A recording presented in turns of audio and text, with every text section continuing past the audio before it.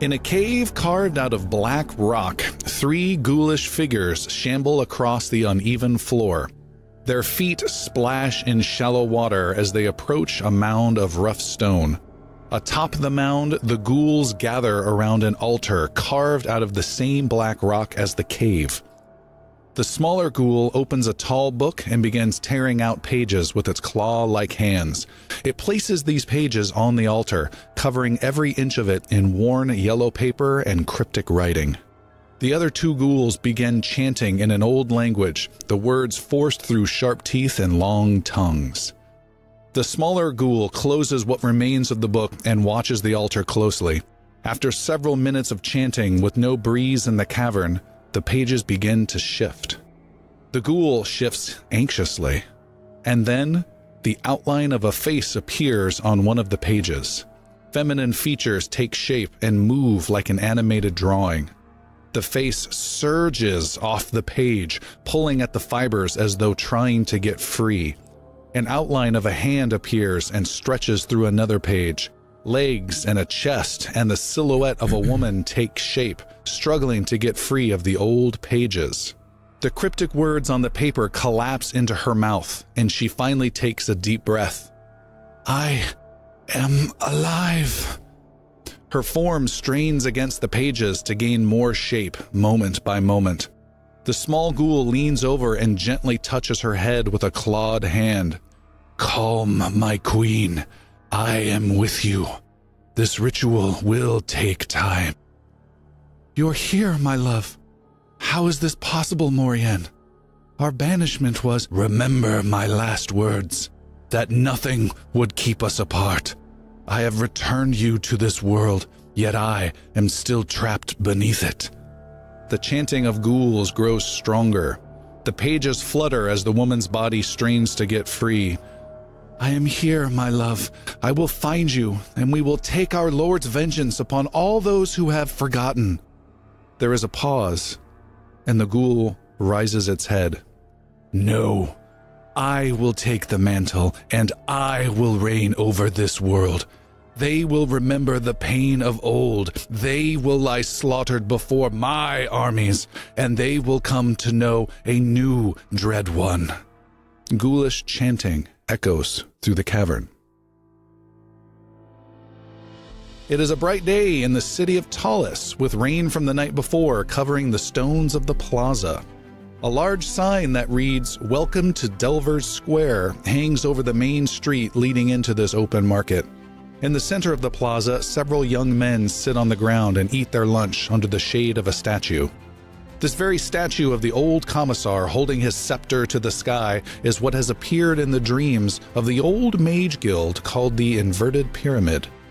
These wizards have sensed a great danger. Someone foolish enough is attempting the impossible, to breach the Banewarrens. The Banewarrens is an ancient underground structure that houses dangerous artifacts, vile diseases, and evil fiends, and has kept them locked away for thousands of years. The divinations of the Inverted Pyramid have shown someone may be trying to gain access to the Banewarrens and possibly to its inner vaults. Our heroes have been tasked to see if they can find out what's going on around the Banewarrens.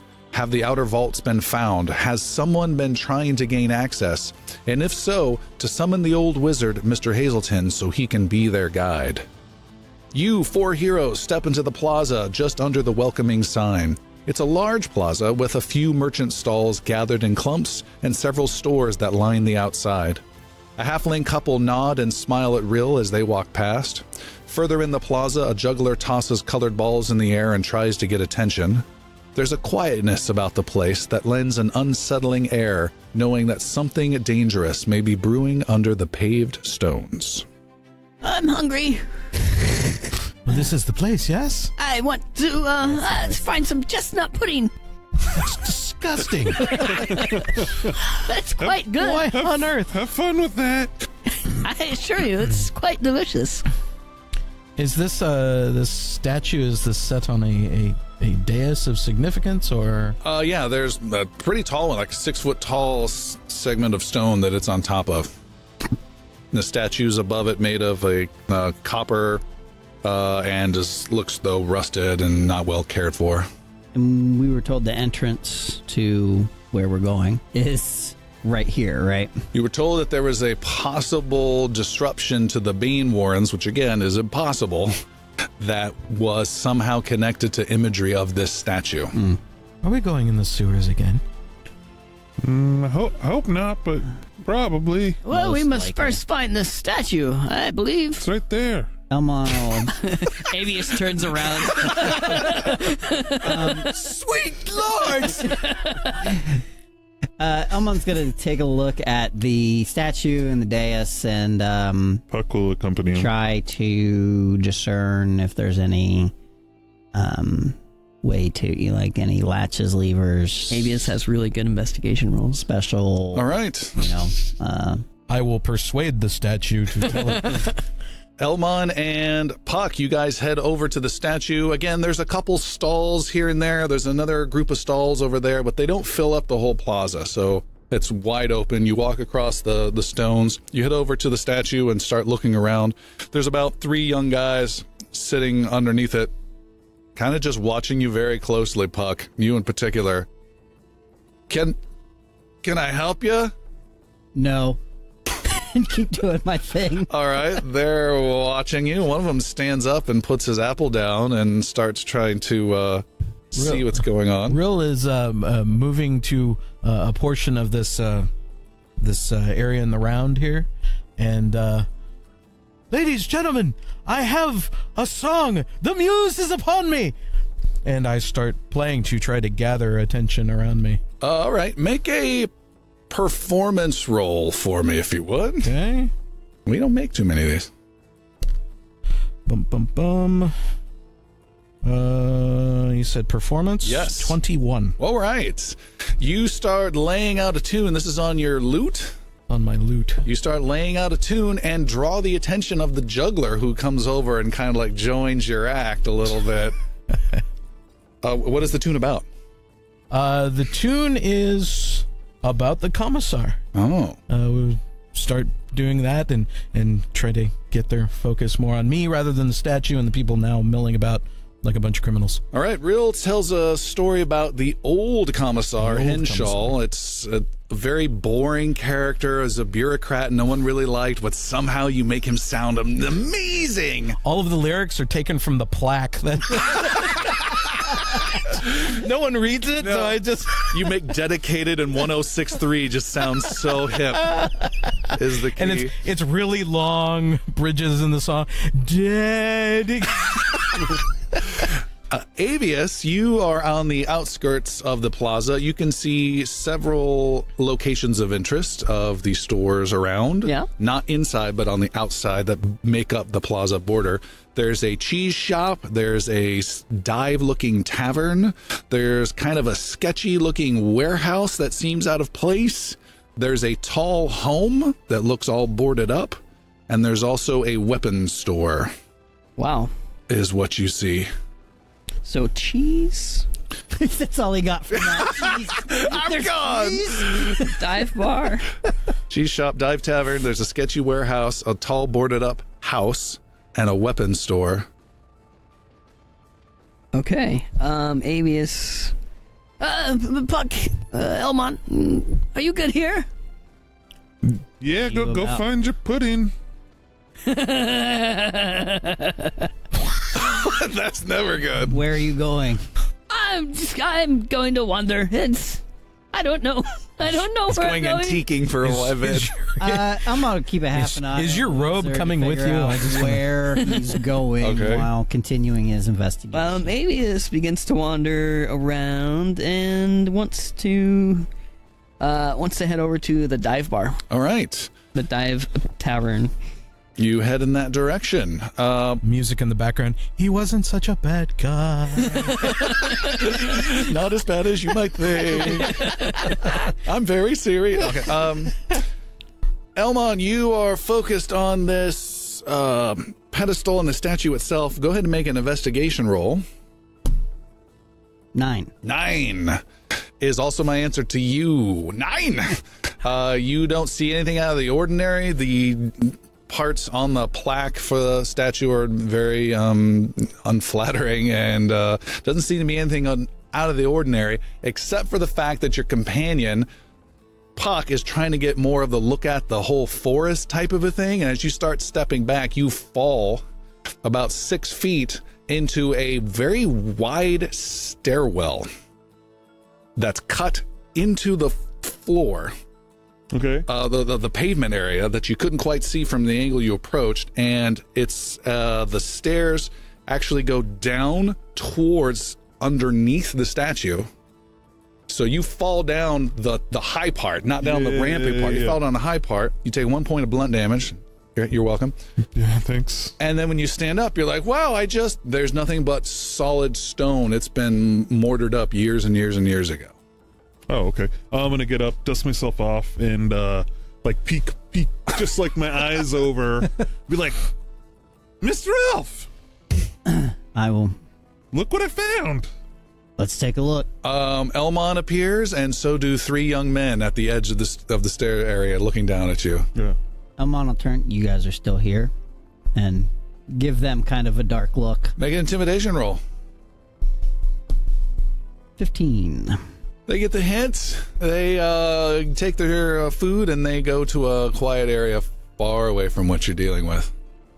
ABS, you have gone into a tavern called the Haunted Snowman. Really? Yeah. You could have sent them in first. Well, it's all walled up. Not for. I saunter in. All right, you go inside. It's very dark.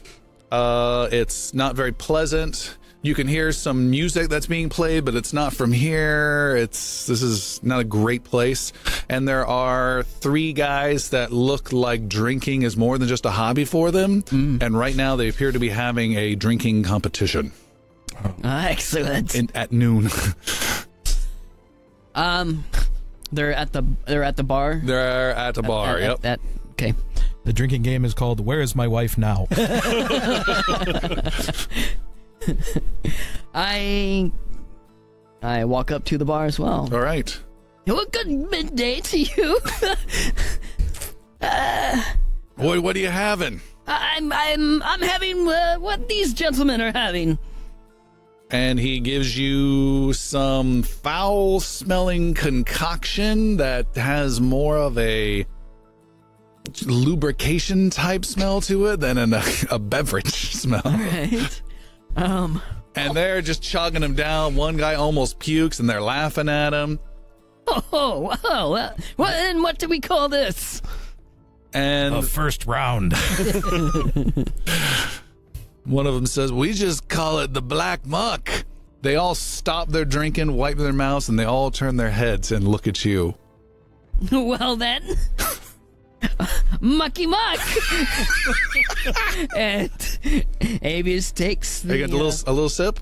No. Avius takes the handle and bottoms up. Bottoms up.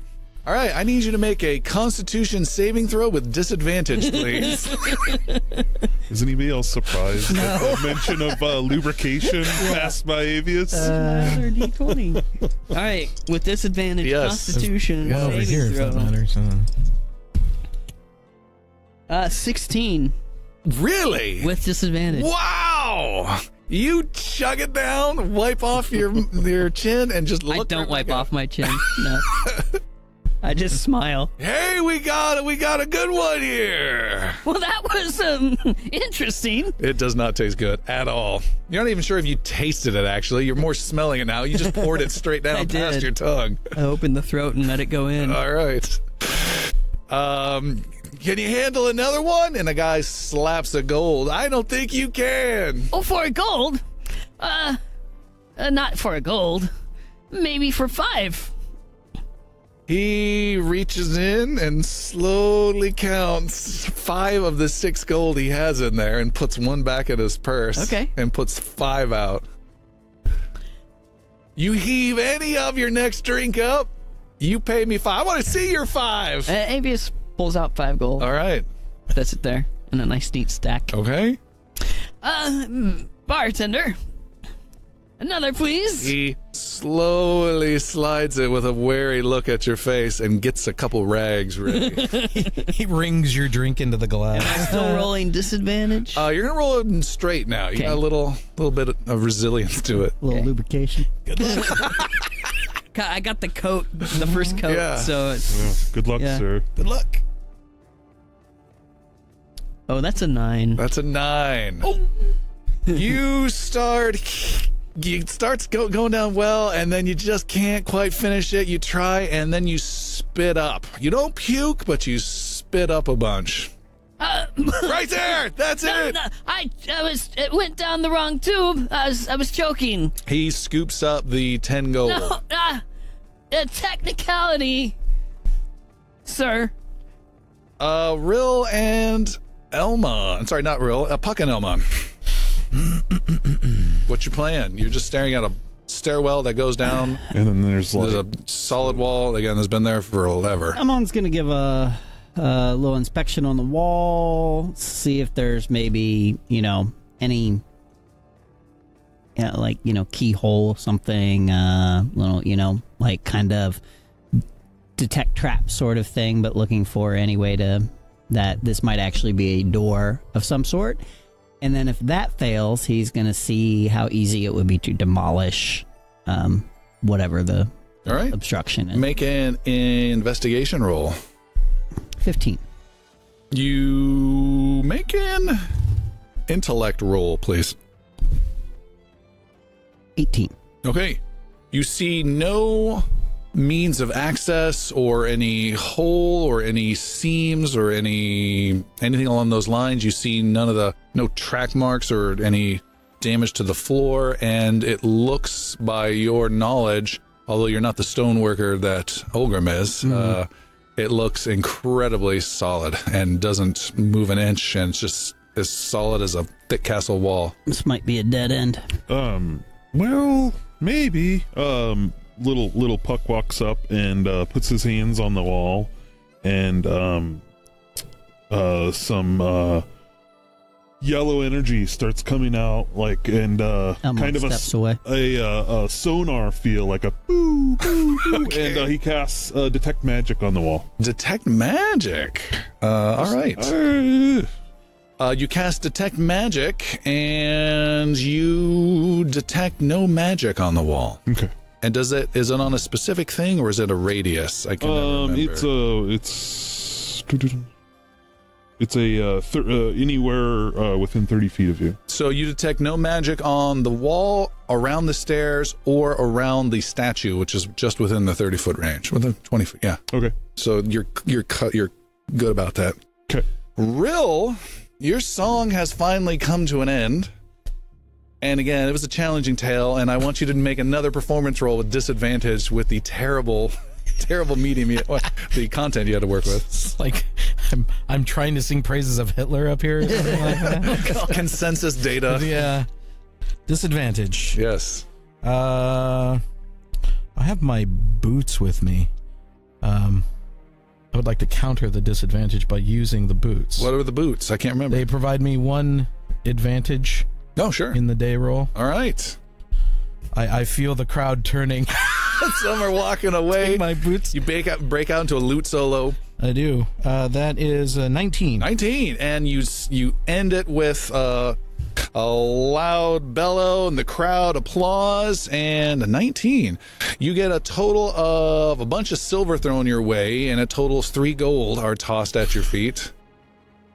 All right. And the juggler kind of looks at you and looks at the ground and looks at you. I scoop up the funds and I hand them all over. All to him. All to the juggler. He says, "Oh, thanks, man, thanks." Does he seem like he's new to his profession? He's trying to work his way in, or No. is he professional? Nah, he's been around a while and he's not very good. Here's to the trade. Don't quit your day job. And from behind Rill, you hear a voice. I duck and draw. A voice that says, "That was an excellent show. Excellent. Come here, my friend. Come here and enjoy some of Raleigh's amazing items here at Raleigh's wonderful magic card. Come here. I have so many things for you to see." And you see Raleigh, a magician with a cart type guy, with a bunch of trinkets and items all over it. And he says, come. I've got anything a man such as yourself could use. Oh, I see the likes of you. You're a connoisseur. You don't want any of this. Come around.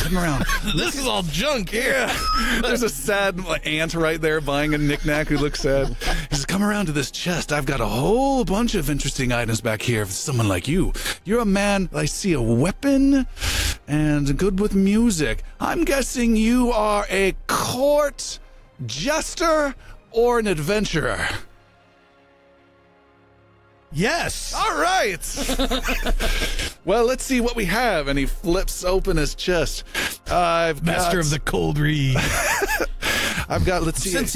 I'm sensing, begins with an S. No, a B. And Avius, you can see Rill is being accosted by this old old friend of Did I yours. make my shimmy back towards the... Yeah. Okay. You can head over there if you want, or you can stay in the bar. Either way, I'm just letting you know you can see it. Oh, I can see it. Yeah. Okay, there's a window. I can see. Avius. Yeah. If Avius sees this, he says to his friends at the bar, "Pardon me, one moment. I need to go take care of something. I'll be back." Yeah, you leave, and just surprisingly, they raise their cups to you. These guys who would have just torn you apart, but you handled your drink pretty well. And I rush out to Rill. Rill is I've got an armload now. Rill. Potions that make me bigger. Yeah, you are hunkered over, and he says, "All right, let's see. I've got Rill! Oh, hi, there you are! Yes. Well, look at this. Oh, This we is need to interesting. go. You, sir, come nope, here. nope, I have we many need to go. interesting items. I have boots of halfling kind. Nope. Those and, could help and you. I have pull a this bag stuff of out out holding? of Rill's arms, and I put it back in the cart, and I pull Rill away. But the Nope. good. Nope. And Rill, you did see he had a whole bunch of interesting potions in there as well. Oh, yeah. Yes. You were dragged away by the feeble arms of Avius. I'll be back. He won't. You were taken away. We must find Elmon and the puck. Right about then, Elmon kind of takes a half a step forward, and so the statue seems to be a dead end. Is that to me? Yeah. That's unfortunate. Well, Unless one of you can get through a brick wall. have you tried detecting? I have a staff that detects magic. Have you tried that? I You can have. give it a go. Huh. Well, Do any of you any of you guys have either of you have a some sort of spell that can get through a wall? It looks like it's been walled off. There's a couple other buildings we could investigate too. you should try. You should try the snowman place. No. They have some. The snowman place? Yes. What are you talking about? This tavern. Nope. I was just there. Yeah, I bet you were. There's a card over here too. No. In unison. What was the card? Nope. Rill is like the person in the mall who stops at every kiosk in the hallway. Like, Yeah, the guys with the lotion is like, oh, really? All about the free samples. Can't get through Costco easily without tasting everything. you can embroider my picture on anything. I would like this engraved. You can hear Candle? something. Yes, please. Slightly out of the ordinary. Rill, you hear a song, Oh. and you. No one else sings without my permission. I know, it just kind of catches you off guard, and it's coming from a very small, unnamed restaurant not far away. And the three of you, other than Rill, identify the singing as your friend Vakeer. What's the name of the restaurant? It's unnamed. Oh, okay. That's quite the range.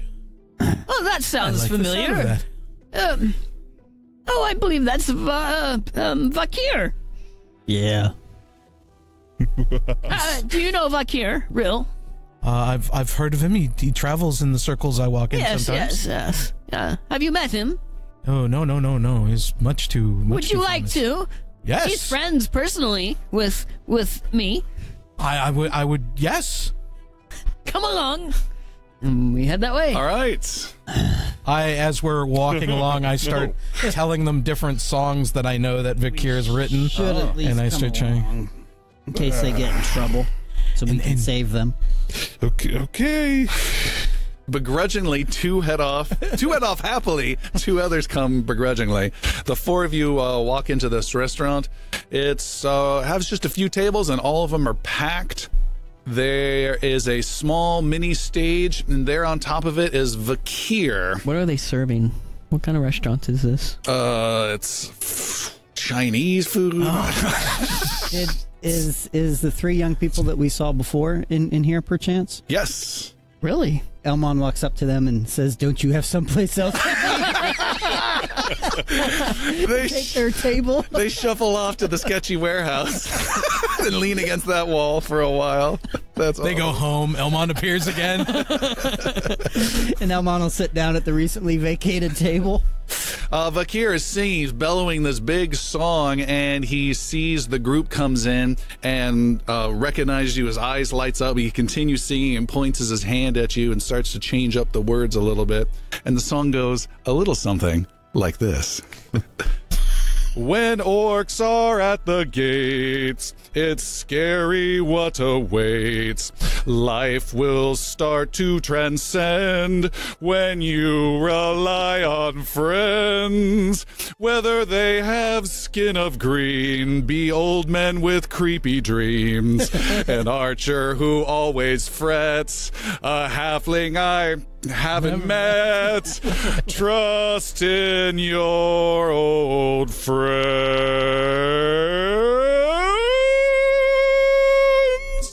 Bravo! Bravo! Boo.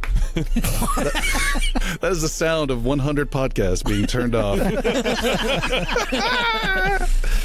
In this restaurant, are they serving drinks? There are drinks being served. There's breads, cheeses, and cold meats that are being served. Puck will go up and get five ales. All right. You see there are two guys you immediately recognize as some sort of sorcerer, wizard, warlock type spellcasters that are sitting at a far table in the corner that are watching Vakeer closely. He gets off the stage, the crowd applauds, he gets a few coins, and comes striding over towards your table. My friends, it is so good to see you again. Nice to find you here. Yes. We have a new friend. Who is this? This is. Oh, yeah. Go ahead, Rill. Introduce yourself, Rill. Hello. I'm Rill.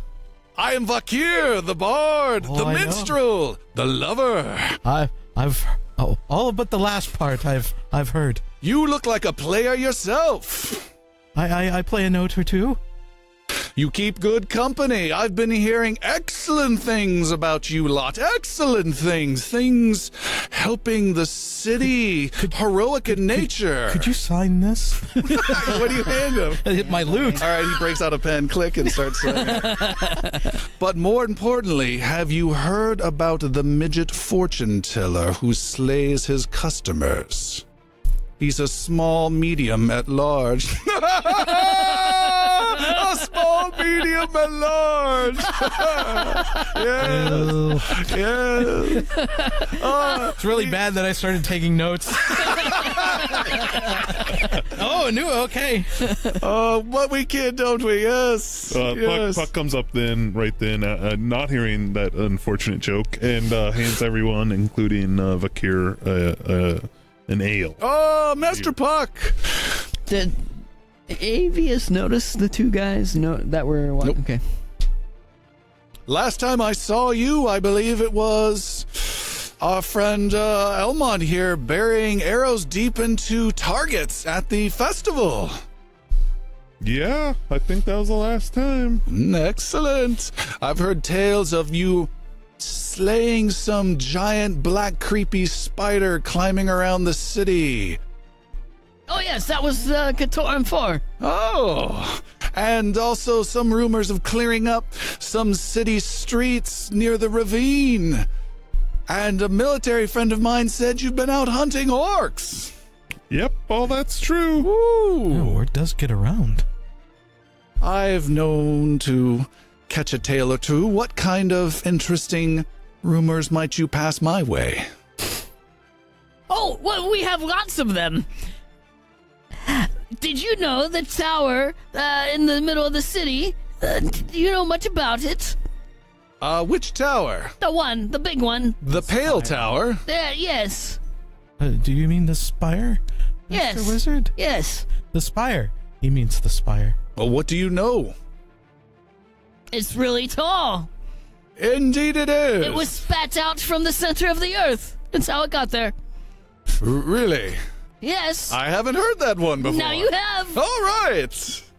He's waiting for the punchline that never comes. Hey, Vakeer, who are your two friends in the corner there? He looks over and then tries not to look at them and throws on a big cheesy smile. Oh, those are some associates of mine. You know, Are they good guys? Or are they the bad guys? They're critics. Depends on how many stars they give me. They're yelpers sitting in the corner. Influencers. they are gentlemen who might have an issue with your dear Vakeer. Perhaps you might be able to lend a friend a hand? What issue do they have with you? Oh, you know how times can be difficult and cash flow can be a little tight at times. You owe them money? There's a trade agreement that hasn't quite been finalized, and Because of the government shutdown. they are growing a bit antsy, and I was a bit surprised to see you him here. borrowed money from some baddies? You might say that. Perhaps you could dissuade them from disrupting my performance this afternoon. How much do you owe? He looks quite embarrassed. That's not. Are you asking us to do murder? You want us to kill him? Oh, Do you want help? Puck's already gone and running towards him. Oh no! I know no such thing. But if you could influence What's them. your debt to them? He doesn't really want to tell you. Make your choice: a persuasion roll or an intimidation roll, in how you want to approach Vakeer. Persuasion. All right. 12. I'd rather not get into the specifics. Unfortunately, we probably might not be able to help you then. Well, that's All right, we have some unfortunate. other business to go to. Is it a lot? It's a significant amount, yes. Like, give us a ballpark. Like more than 500 Don't gold? know what. Oh no, no. Vakeer. How much is it? Elmon like stands up and 500 starts gold. walking over to them. Walking over to the two guys. All right. Oh, Elmon, you walk over. These two guys are there, and one of them stands up from his chair and kind of like steps away. The other guy's back to you, turns around and flinches. And what do you do or Is there an say? empty chair? Yeah, there is. Elmon sits down. And it was the one that the guy got up from. Perfect. What are you doing? How much is our Vakeer owe you over there? You some sort of friend of his? I might be a broker. So you're gonna have him owe you the money then, huh? That's fine by me. He owes 250. 250 gold? That's right. Very well. I don't know that Elmon carries that kind of cash on him, but can he write a banknote or something? You know, can he write him You a take check? a platinum trade bar and Yeah, break it into a quarter basically, Yeah. like a Kit Kat. Yeah, I'm like, can you make change for this? Yeah, you're able to set him up. All right. We'll make that easy. Be like, how about we settle his debts for 200? Paid right now. Ooh, make a persuasion roll with advantage. They may buy that. I don't know, says one of them. The other leans over, 22? takes the coin. What are you saying? Let's just get out of here. Yeah, done. All right. And they take the money and walk out glaring at Vakeer, but they don't approach him or say anything. come back, sit down, be like, I paid the 500 gold you owed. You owe me now. He says, I'm afraid they may have swindled you, my friend. It's nowhere near that much. Nope, too late. No, I assure you. No, I assure you. Well, perhaps, Vakeer, perhaps there's a different way to pay your debt. Did you hear my song about your creepy dreams? I know you. In what way, Mr. Wizard? Well, you're a man who hears much and has many fingers in many parts of the city, and we are a group. Is this the lover part? Mark. We are a group who would benefit from knowing what's happening in and out of the city, and rumors or facts or things that might not be well known, but maybe you have privy to. I know of a few things that might be of value to good men of the city like yourself. Well, that's good. We'll start with that. But this might be an ongoing commitment on your part. Well, I can tell you this. I've heard tale of war bands of orcs, dozens of them, slowly converging on the city. Yes. What else do you have? Where knows that?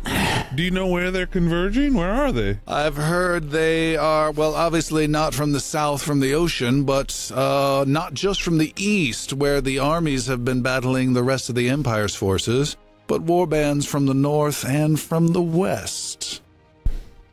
Comes from traders, friends of traders.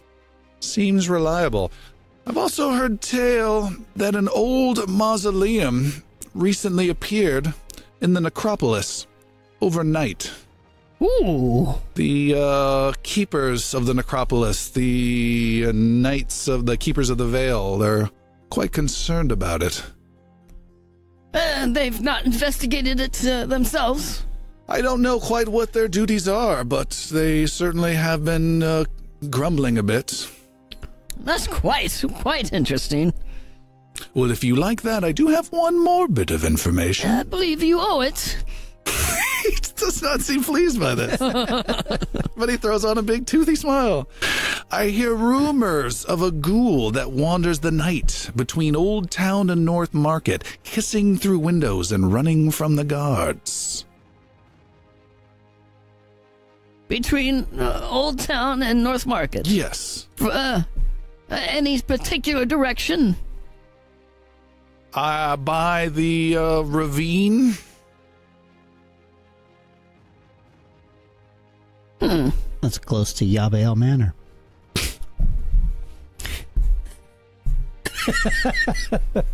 Avius is just going to give you that one.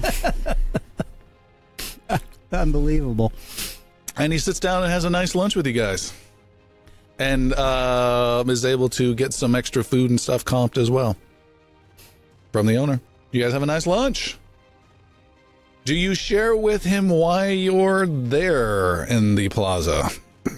Because he loves rumors and that kind of stuff, or you keep that to yourself? Elmon's not inclined to share it. Yeah, neither is Avius. Wow. Okay. All right. This is a one-way information stream. Okay. So after we shed ourselves of Vakeer at some point in time, Vakeer, very nice seeing you again, and we'll see you again soon. I hope so. Yes. Good day and good luck, my friends. Yes. Good day. La la la la la la. there were a couple other buildings that looked of potential interest. Yes, the cheese market. Let's go. No. You head outside and Puck, you are accosted. Come here, my friend. I have many wonderful things you would like to see. Oh, God. He's wheeled the cart over. You seem to be a man of fine taste. Look at all these amazing antiquities I have on the top of the cart. What are they? There are a bunch of weird carvings that he starts attributing to gods and such that you know is just made up stuff. Not interested, Rolly. Perhaps you might be interested in I have a cloak of awe that might be of interest. What does a cloak of awe do? It's one of my most precious items. A cloak of awe? Well, you don the cloak, and once per day when you twirl it just so, as you enter a doorway, fanfare and a chorus will blare out behind you and doves will fly out. Sold! That is 65 gold, my friend. 65 gold. Can you demonstrate it for us? There's a concept called attunement. No, he doesn't say that. Yes, but it would use up the use of it for the day. And he makes sure his cart's secure. He takes out this cloak, which looks pretty nice, steps into the restaurant. He opens the door. You hear Vakeer singing again. He then steps out and he does a little flourish. And there's this music flurry. And then there's white doves, like some Hong Kong action movie that is slowly Really flapped out from behind him. It slows down time. Yeah, and it looks impressive. It totally looks impressive. I'll be damned. He wasn't lying. 65 gold to the... And then his left arm grows 20 feet. 65 gold to the young halfling then, yes? While this is happening, is his cart like locked down or anything? The big chest that he has that has a lot of the good stuff in it is, yeah. But the cart is mobile? Yes. While that's taking place, Avius just goes up to the cart and begins pushing it just down the street. Excuse me, come back. No. What's in the big chest? He comes running over to you and grabs a hold of your hand and takes it off. Let go of that, sir. That is not yours. That is mine. I'm just relocating it for you. No, that is not yours. Do not be rude. Now the rest of you, come Do down. not be a shyster. I am offended, sir. I have made an excellent deal with this halfling here. Do you pay him real? I was going to barter with him. Oh, okay. But 65 seems a little much for it. I mean, after all, it is only and I mimic it. It's not stepping. It's just It's just... Make a battle of persuasions. Woo! 25.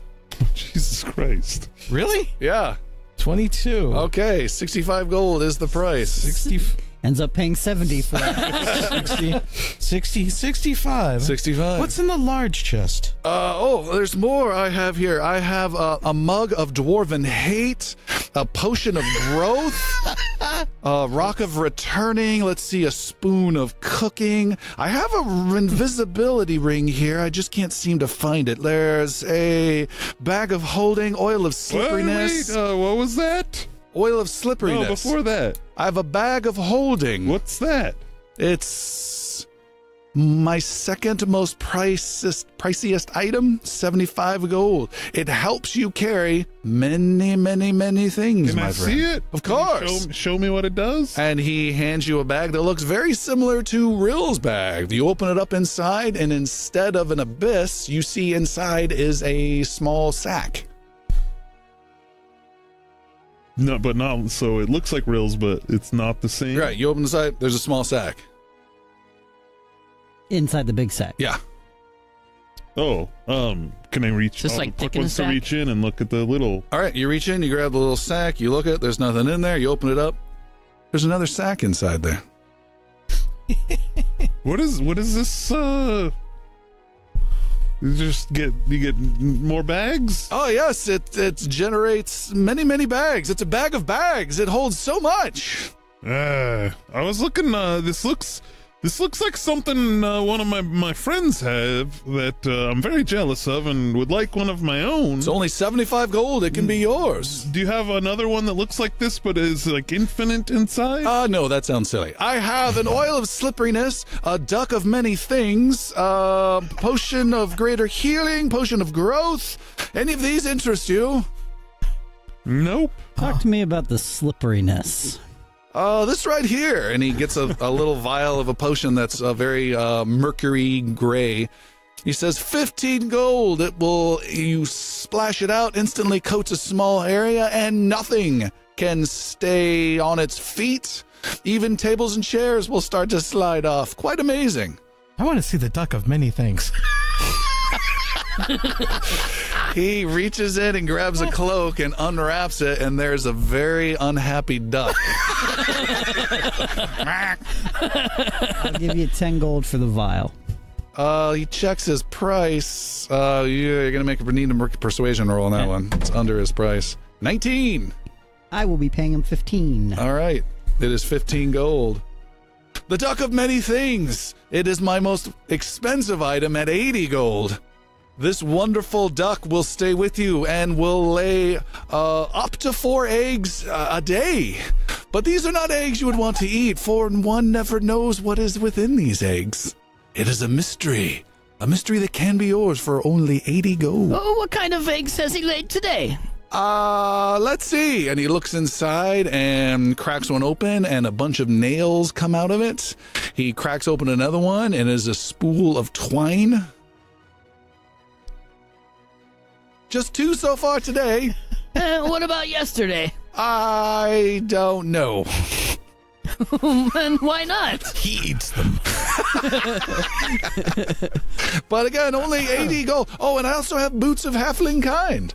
What are those? These give you all the amazing attributes our good friend, the jester, halfling himself, would benefit for being of his race. Oh, what's the cost on those boots? 20 gold. 20 gold.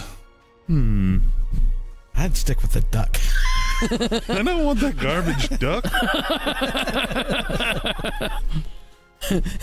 One sock. You mentioned something else. We're going to have a long wait on this one. Dwarven hate. It's a mug of dwarven hate, yes. What does that do? It is a mug, and he gets it out, and it's an unflattering mug that has some crude dwarven imagery on it. Any alcoholic beverage placed within the cup instantly becomes alcohol-free and tastes of sewage. Oh, I had some of that earlier. I've sold 4 of those to that man. 20 gold, and that can be yours. What about? How about you get? I'll take those boots off of you for 12 gold. Oh, that's below market value. You'll have to haggle.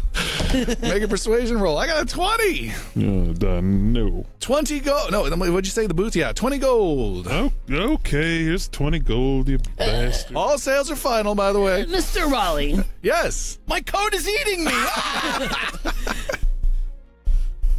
You look like a man who could take injury through his great adventures he goes on. Might this potion of greater healing help you? No.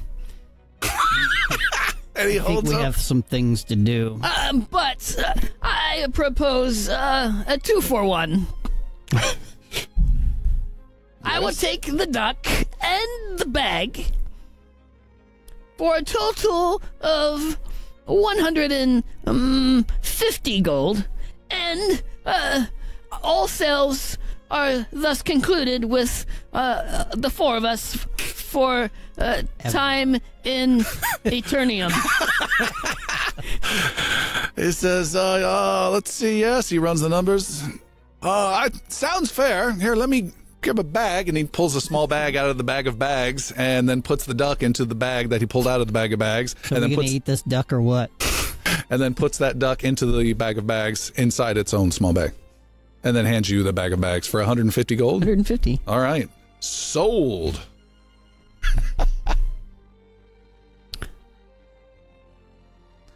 Let's check out this boarded up house now. Oh, Raleigh, I get those 2 eggs. by I'm the a way. Morium. Adventure. The 2 eggs come with the duck. No, what the one? Yeah. The nails? He opened. Yeah, he opened. Avis pulls a bag out of the bag and puts the nails in there. Puts Okay. the bag. He pulls another bag out of the bag, puts right. the yarn it was. Twine. Twine. Spool of twine. I'm going to need a new piece of paper. All right. Oh, gotcha. The bag of bags is starting to get a little full, by the way. It doesn't get full. Yeah, it Yes, it does. does. It's a bag of bags. Dumb. Spent 150 gold on horseshit. On a novelty item. Avius will make it work if anyone can. I have a suspicion. This bag is not through He's yet. taking on all his dates. Let's see what happens tonight. Elmon will start heading At least towards it's the boarded duck up of many house. things. The tall house that's boarded up. Yeah. All right. Puck follows. All right. You guys head towards the boarded up house, or And at they least motion for everybody else to follow as well, but then continue on. All right, Raleigh packs up his trunk, hands out the goods, and starts scooting off to accost some other folks. You head to the tall house. It is boarded up, and you're gonna try and go in, go around back. What do you want to do? Yeah. Walk around back. And all this time, does there appear to be like sewer grates or anything like that that are littering the streets? Make an investigation roll.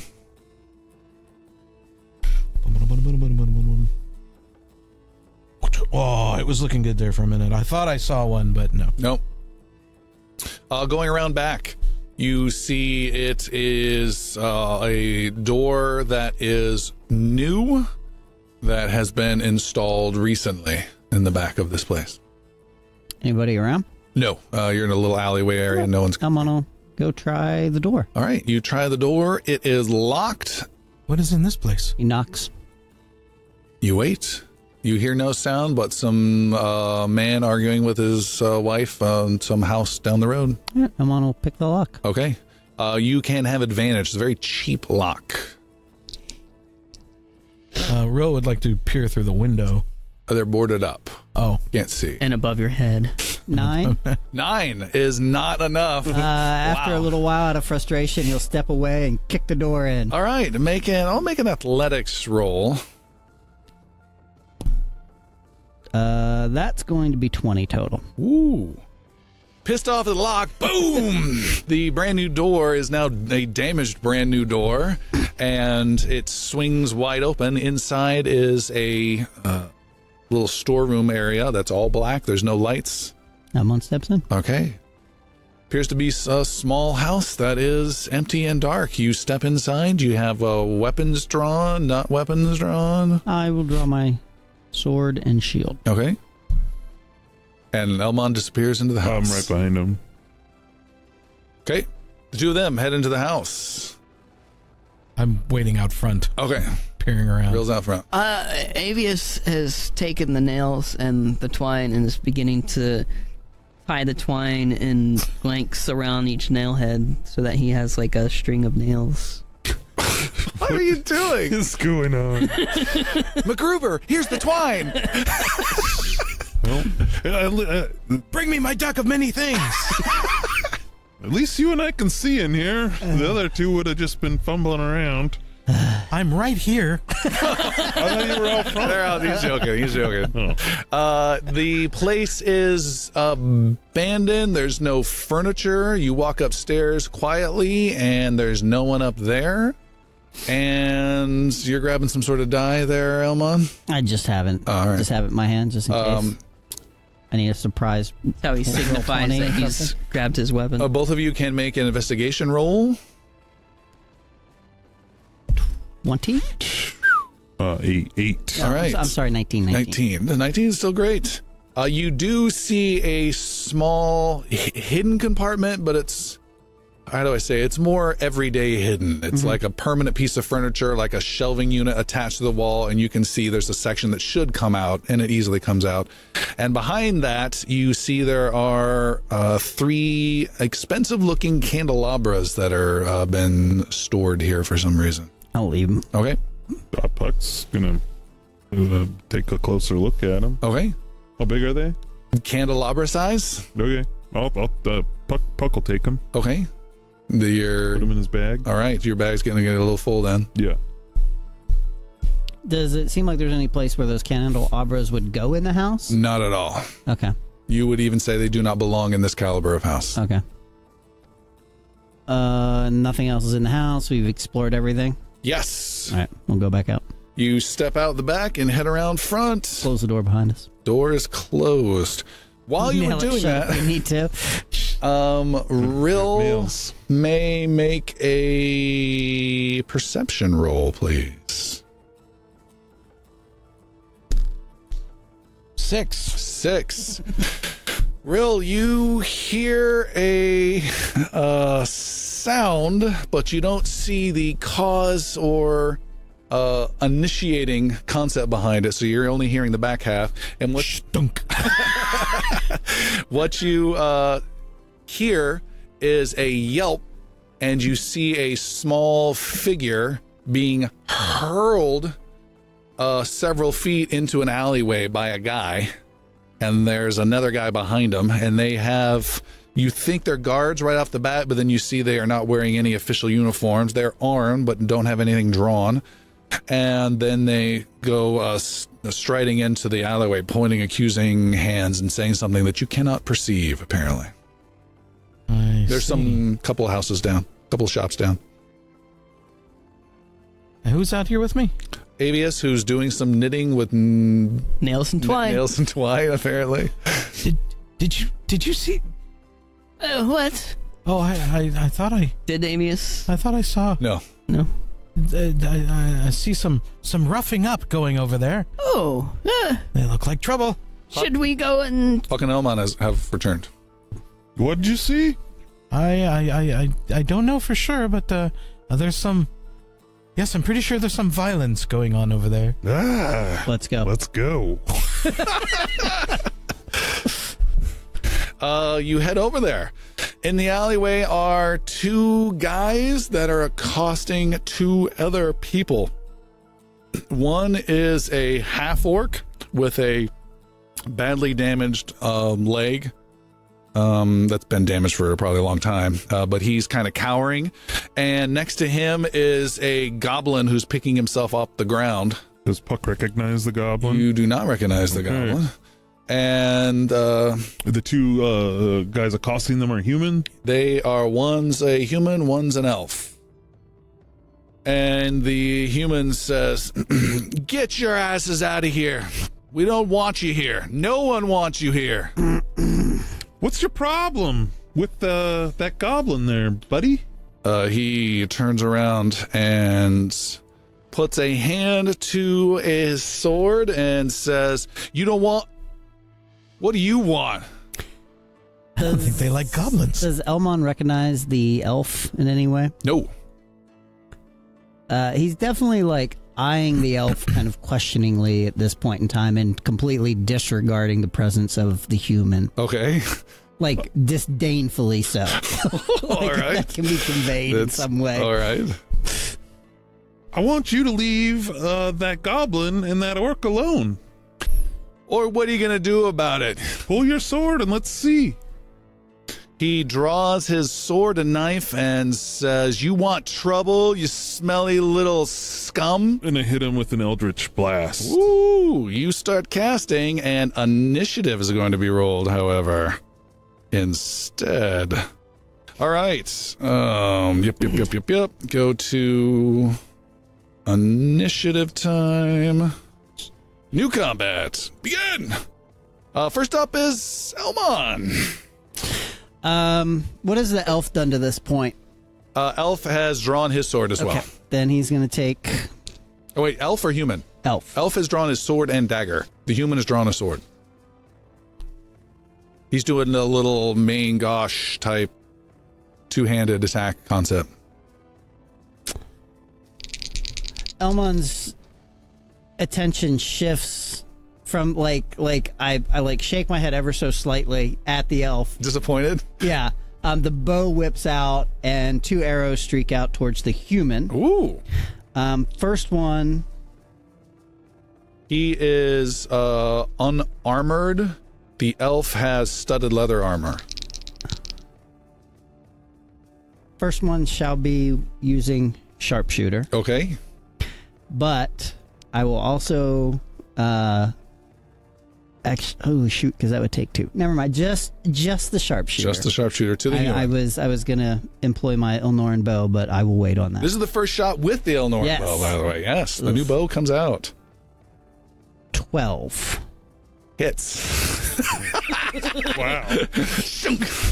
For bonus sniper shot damage, right? Sharpshooter damage. For a total of 19. Jeez. He dies instantly. And then the bow shifts over to the elf, and Elmon just says, "You should leave."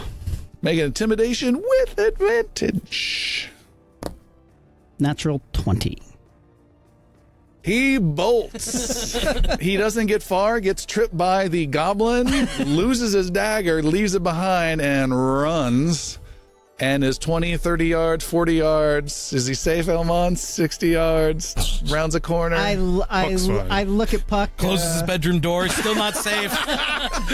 He goes to sleep the next morning. Judge, jury, and executioner Puck. On, Puck, you let him go? Yeah. Okay. All right. And he bolts. The half-orc gets up and hobbles over. Thanks, friend. No problem. What were they giving you a hard time about? The goblin comes up and says, "Hey, I know you. You're Puck. That's right. Puck the Goblin Hero. Yeah. We all know about Puck. That's right. Hey, this is Puck. What's your name? I'm Gribby. Gribby? Yeah. Good to meet you, sir. And this is my friend Drock. Hi, Drock. What? Hi, Drox. What were these two giving you a hard time about? Oh, says Drock. We kind of do odd jobs around here, and they didn't like us and said we were thieves or beggars, which we're not. Okay. Starting to sound a little southern. Elmon will pilfer the dead guy to see if there's anything of value on it. Let me check out the dead guy. Yes, he has a dagger on him as well, that appears to have some sort of poison on it. Ooh, piece of candy. Okay. I can't believe the great Puck is here. I hear you single-handedly helped keep our kind in the city. I wasn't single-handedly. These are my friends. Single-handedly, I hear. Okay. Wow. Just take it. Things have been getting pretty dangerous for our kind. This is true. Have you been keeping safe yourself? I bet you smacked down anyone who caught. I bet you would have killed both of them if your little elf hadn't gotten in the way, right? It's true. He's a little faster. Okay, well, I wanted to make sure you guys were safe and no harm was done to you. I toss a couple gold to each of them. Whoa, thanks, Puck. Okay, have a good day. And they hobble off and wave as they head on their way. What would you guys like to do? We want to check out this warehouse. Jeez! Isn't this what we did? No, there was a house and then a That warehouse. was the boarded house. I don't know the difference. One has fur, the other does not. One's a home, the other One only appears at night. It's a warehouse. Yeah. Nice. Should I edit this out of the podcast? Leave that in for the bard's cheesy jokes. Yeah. You can do it. I can do it. Yeah, let's check it out. You head over to the sketchy warehouse. Its main door is closed. Open it. It opens. It's dark inside, and you can hear a dog immediately barking very loudly. And it comes running over and then stops and gets yanked on like a 20-foot long chain. And you hear someone say, "What's going on? Who's here?" Elmon will step in. A guy coming in with very little hair and kind of some suspender type cover overall workman crude outfit steps up looking a little dirty. And what does the warehouse person look like? The warehouse is very dark. It's got just a few crates. They're slightly large. There are 3 of them all together in the center and just a wide open space around it. The only other thing here is this dog and the little side office with this guy. How far away is the dog? 20, so also 20 feet away on a 20-foot chain. So Puck will walk in. Hey, I wouldn't do that if I were you. He looks like a good boy. He's just a little riled up. He'll bite you for sure. We'll see. And Puck pulls like a little treat or something out of his pocket and like a duck? No, not a duck. Just like a piece of jerky or something, you know, Okay. and kind of like eyes the dog and like tries like very slowly like calming him, kind of like puts his hand out to let him smell the treat, but also to like get familiar with Puck. All right. Make a nature roll. Not an animal handling. Oh, roll? yeah. I'm sorry. I didn't know we had that. A 27. Holy cow. Your long lost dog. Pepe is here. The dog immediately takes the food and starts snuzzling. Not snuzzling. What's the word? Nuzzle? Nuzzling. Thank you. I was thinking snuggling and snuzzling. Nuzzling up to you. The owner says, "Well, I'll be damned." Puck just kind of Feeding him does ignores work. the guy that like starts scratching the dog behind the ears and stuff. He Just bites like, everyone. Not me. Dogs like me. Go figure. Well, what can I do you for? Man, I'm getting more and more southern tonight. Damn it. What can I do for you, my good men? We're just thinking of buying that house next door and just wanted to see what the neighborhood was like. Oh, it's pretty quiet neighborhood, I'd say. You got some hawkers outside and some loud singers. There's some blaring lute playing earlier that just hurt my ears. Oh yeah? Amon don't- just starts walking around, kind of like. All right, he doesn't seem to like that and watches you, Elma. So what's your business? What do you use the warehouse for? I house wares. What kind of wares? Whatever they need to store. Oh, so you let people keep stuff here? It's a warehouse. Ah, This one ain't too bright. He's good with animals, though. You should keep this guy on a leash. Well, who are your current clientele? Oh, some clothiers. From this part of town? No, I think they're from outside and they needed the shipment stored here for a bit. Moving on soon. Oh, interesting. Might you have space for some of our things? Certainly, I've got plenty of room. Okay. We would probably need to relocate your current boxes to the corner or something.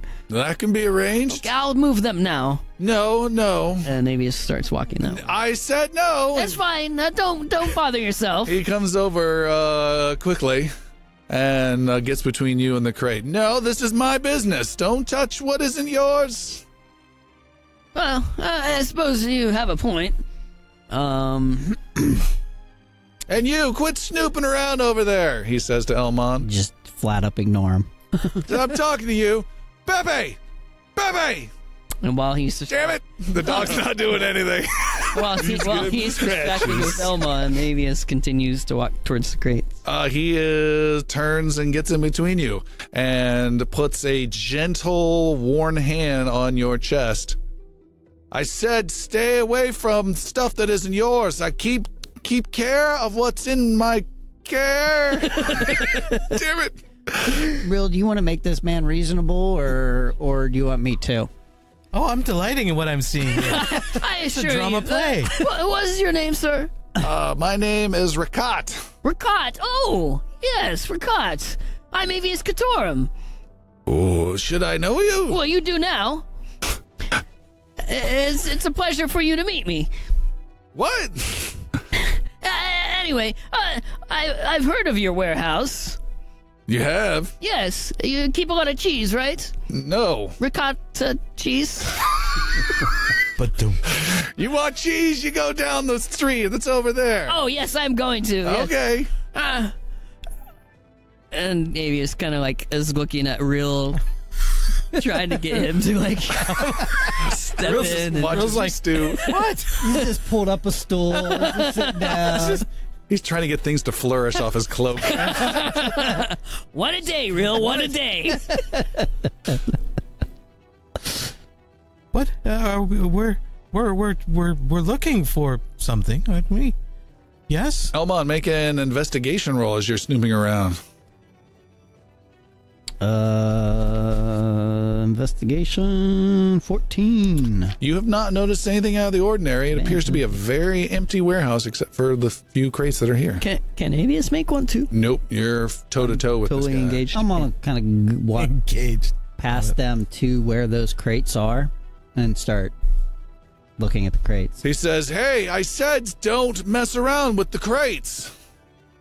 Again, just like Ignore. pretending like he doesn't exist. All right. He then says, "Pepe, attack! Pepe, Pepe, attack!" and pushes you, Avius, out of his way Oh. and storms out the front door. Oh. Oh, well, now's our chance. Somebody want to put a stop to that? Avius walks towards the door and just shuts it. And then, is there a board or Yeah, absolutely. boards the door? All right. The door is closed. The guard will be here in a little bit now. You can hear off in the distance, guards. Well, now's our chance. Let's open these crates. All right. What are we looking for? I thought we were looking for passage down. That's what I thought too. Well, we get sidetracked easily. That's how we keep our podcast entertaining.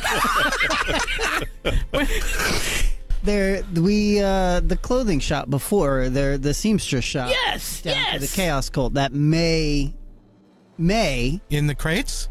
Have something to do with what's Exactly my thoughts, too. No, they weren't, but that's I'll- okay. I'll be here waiting for the guards. Is there a crowbar? Yeah. Yeah, you can find one. Okay. Pop some of these crates, look around. All right. You pop open the first crate, and inside you see a whole bunch of hats, all of one type. Very tallish hats. Like a top hat? kind of halfway Like a there. green and gold top hat? Like a With the- half top hat. Puck wants one. And they look like You become something a of leprechaun? fashion, or they No, I look was like thinking about when I was giving something you that a would be hard for a time. military uniform, or they Of look like fashion. something for a ceremony. A style you don't particularly care for, but yeah. Okay. Avius kind of ruffles through. It's a kind of a tall crate, and Avius disappears, so you just see his robe fall down, his legs sticking up, and he's slid down into a bunch of hats. You see the crate? Hammer, hammer, hammer. The guards arrive. What the? Nothing to see here. You can make an investigation roll as well. Rill will get up and move to the back of the warehouse, looking for 18. other way out, door, You have found a small door that's out, not wide enough for the crates. and I peer out there and check to see if what the activity is like back there. Make a perception roll. You look down a little alleyway left and right. You don't see much of anything. Maybe. 21. Ooh. You look right, you don't see anything. You look left, you see someone walking around, and it is Crooked Nose walking into the back of the cheese shop several stores down. I quickly dash back to my friends. Does he know who Crooked Nose is? Yeah, he was the one. He was the main guy. Okay. Crooked Nose, the cultist. Come. What? I'm waving. Did I find anything? You found nothing at all. Never having known his name, I don't know what to say. I'm pointing the nose. Crooked Nose. No. Cultist guy? Oh, let's go. I unchain the dog and walk him out All right. and just let him go. Like, Okay. brush him off. Where's Pepe Avius? runs off. Yeah. Bye, Pepe. Where's Avius? Don't worry. He pops out and hats go flying out of the crate. One. Come on, is come on, sat Mr. the top of my Wizard. head. We have a lead. Where are we going? Just come on. We gotta move on it. I want cheese. Okay. Lead the copy way. paste Lead the that. way, Bard. Dashing back out and trying to see where El Crooked Nose has gone to. You don't see him anymore. You believe he was going into the back door of the cheese shop. You went in there. That's the cheese shop. Oh, perfect. Yes, let's go. No. We have to be careful. We have to See be Elmo getting careful. ready to just snatch Avius if he takes a step. And I don't think you can walk around with that hat. It doesn't go with the robe? Fashion faux pas. Would be arrested. You would be arrested just for that. I toss it back into the warehouse through the door. All right. Rill tries to walk up to where he's gone into and kind of find a spot next to the door, now pointing at it to everyone else here. All right. Rill is at the back in the alley at the back door of the cheese shop. What's our plan here, guys? To go in. What's our plan here, guys? I mean, We gotta go in, but Kind yeah. of okay with that, actually. I'll go around the front. no. Okay. You go That around. No, I'll go around the front. You want to go. I can see it in your eyes. And you have to be careful now, because the word is that there's the cultist activity is picked up. Now, if Crooked Nose is showing his face around here, he's recruiting, maybe. Or he's going someplace to talk to others. Either ways, this is a... You're familiar with them. Do you want to go in first? We'll come in if you need it. I'll go in and talk to him then. Are you around the front or the back? I would probably have to go around the front. Comes in through the top. Smash, smash, smash. Okay, you go. SWAT line. Can I go with you? If you like. Okay, let's go. Avius and Rill go around to the front of the cheese shop. It looks rather nice outside. Rill shoots a worrying look at Elmon. Huck. And then starts... All right. Come on, just Walking up waves front. goodbye. Like a nice to know you goodbye. Maybe a little. The bell of the door rings, and you two step inside. Before they go in, Yes. we'll stay around back and see if he leaves. Make some noise if you need some help. Oh yes. Okay. See you later. Yes, we go in. The bell rings. The bell rings. You're inside. It's a... He panics. There's too much cheese. Sorry, I'm new. I'm lactose intolerant. Help! It's a lot of different sizes of the same type of cheese is here, but it It's looks just all one type. it's one type, but there's like wheels, And wedges, slices, there's some slices, Shreds? there's shredded, crumbles. definitely crumbles, blocks. Individually wrapped, and then and it's rather nice shelving, there's nice decor, and yeah, it really looks nice. A man in there is a bearded fellow, well kept, looks nice, and there is no sign of Crooked Nose in this shop. Is it a one story or multiple story? It's 2 stories. Okay. He says, good afternoon, Yes, I suppose it is. I'm Avius Catorum. welcome to Nadon's cheese shop. Nadon. Are you Nadon? I am. What kind of cheeses do you have? Well, I have the wedge, the wheel, square. What different types of flavors and variety, texture, you- milks and ages? You know your cheeses, I do you? know cheese very well. Yes. I've got the crumbles, the slices. Yes, may I try a sample? No.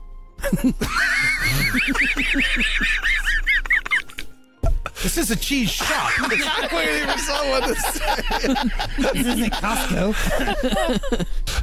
What was the name of the group playing back in there? It was like Bazooki. something like that. Yeah. That's great Monty Python sketch. Well, how am I to know if I want to buy your cheese if I don't know what it tastes like? There is no finer cheese shop in all the plaza. But what about the cheese in the shop? Yes, I have plenty. Is this all you have? I get more as needed. You must have special cheese in the back. Yes, or... Oh, I see you have a stairwell.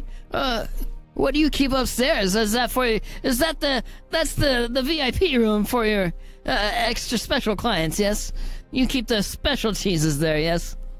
What is he saying? It's my home. Oh, why do you live above a cheese shop? It's my home. Do you have any wine? Yes. Ah, Not a perfect. cheese shop. It's more of a cheese living room. It's a hobby the wife is not happy with at all.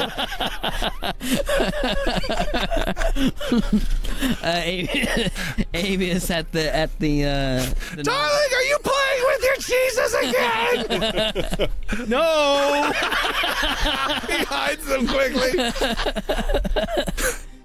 At hearing the news that there's wine upstairs, Avius walks towards the stairs and begins to go upstairs. No, that's my home. Oh, I'm just grabbing the wine for our cheese. No, I have wine over here. Oh, you have some there. Yes. Very well. Rill, please pour us some wine. And I continue upstairs. All right, he... How do I get dragged into these shenanigans? Make a stealth roll, Avius. Yes. You should have known. I'm going to cast my level 5 spell now. 17. Wow! He pays you no heed and says, over here is the wine. You can uncork it. As soft, I'm assuming naked Avius feet always. Yeah, well, sandals. Sandals, maybe? No. Sandals quietly slap up these stairs, and you are upstairs. It is not even a hallway. It's a small little space, maybe like 5x5 space that has 3 doors. Are any of them open? None of them are open. All of them are closed. Yep. And you can hear a voice behind one of them. Which one? The one on the right, and you may make a investigation roll. 19. It is a female voice. Oh. I stop and listen. It is a woman reading poetry about a lamb on a beautiful field. Well, that's unexpected. Thunderwave! Okay, I put an ear up to the next door. Okay. You may make an investigation roll for that, yeah. Okay. And that is only a 15. You hear nothing. And the third door. You may make an investigation roll for that. You hear I hear 26. nothing. Oh, really well. After that, I head back to the first door, and I rap on the door. What is it? Don't bother me. It's my time. Damn it, I said don't.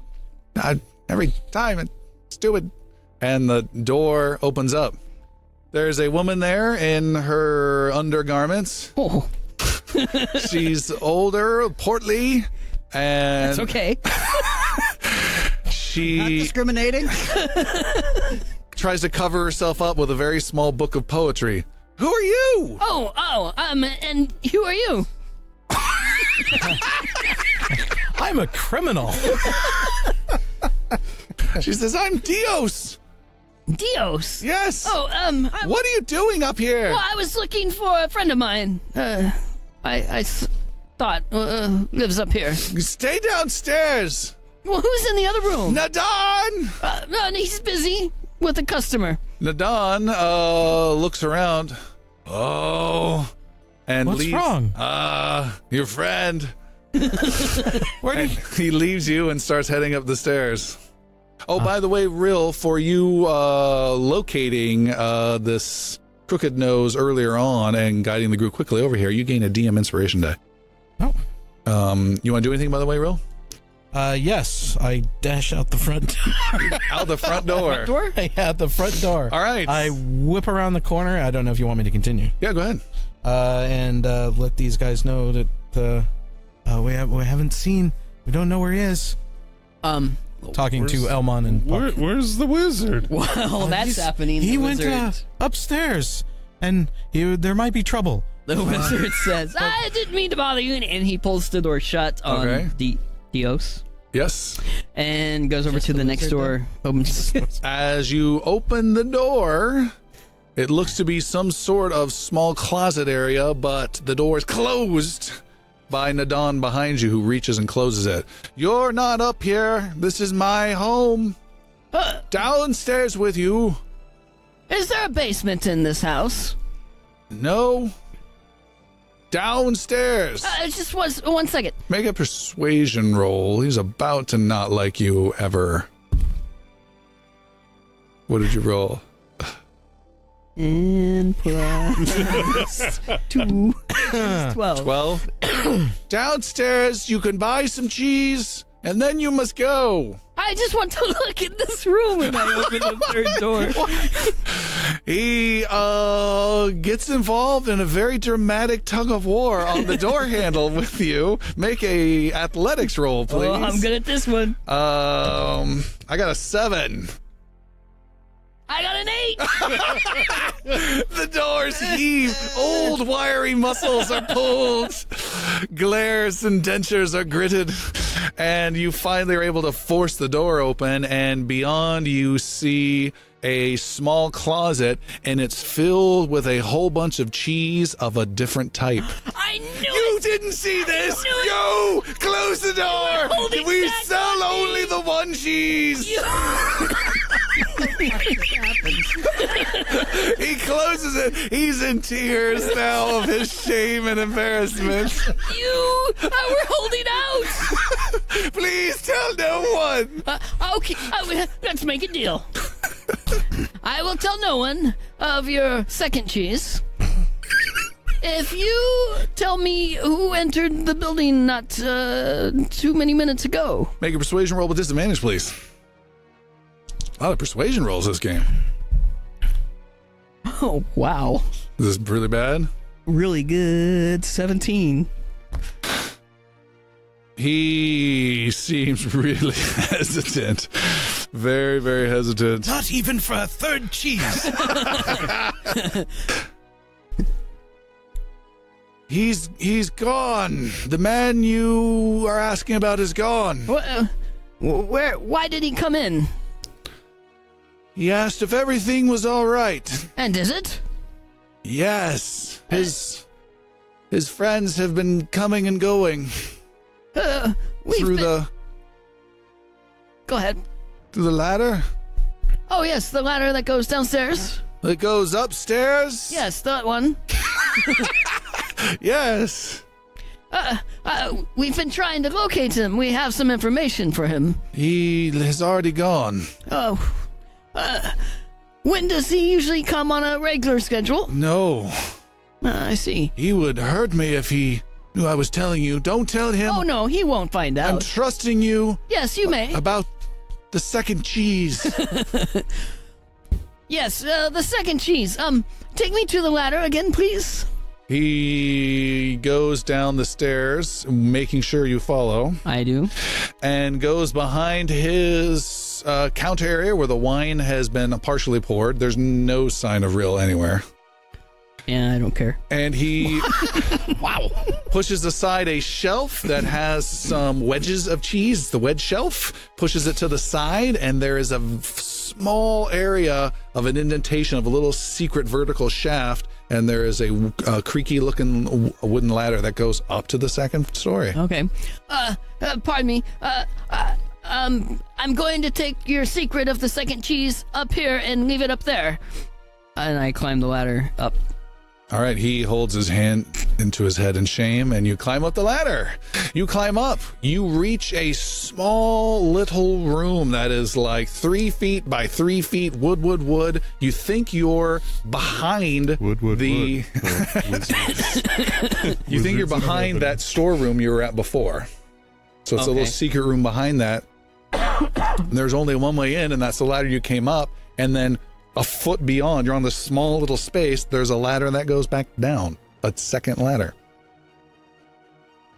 Whew.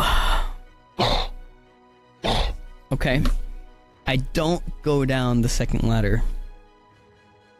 I come down the first ladder. All right. And he is nervously attending a mother and her daughter that are trying to buy cheese. And he just looks at you, sweat dripping off his brow. I do a little finger to the nose. Okay. And I head out the back door. Out the back door. He doesn't raise a fuss. All right, Avius, you head out the back door and you find your three friends immediately turn, have their weapons ready, and you come out the back. Hey, it's me. He's part of the chaos cult. You're still here. Did you see him? No, did you? No. Well, I did find something out that's very interesting. Cheese? Yes, he has a second kind. Oh. Said you never He didn't hear that. He didn't hear that. He's in the shop. He's throwing rope up over the rafters.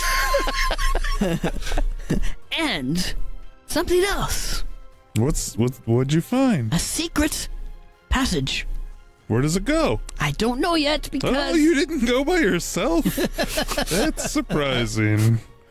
I'm trying to be better. Well, let's go. But there is a dragon, and it's coming.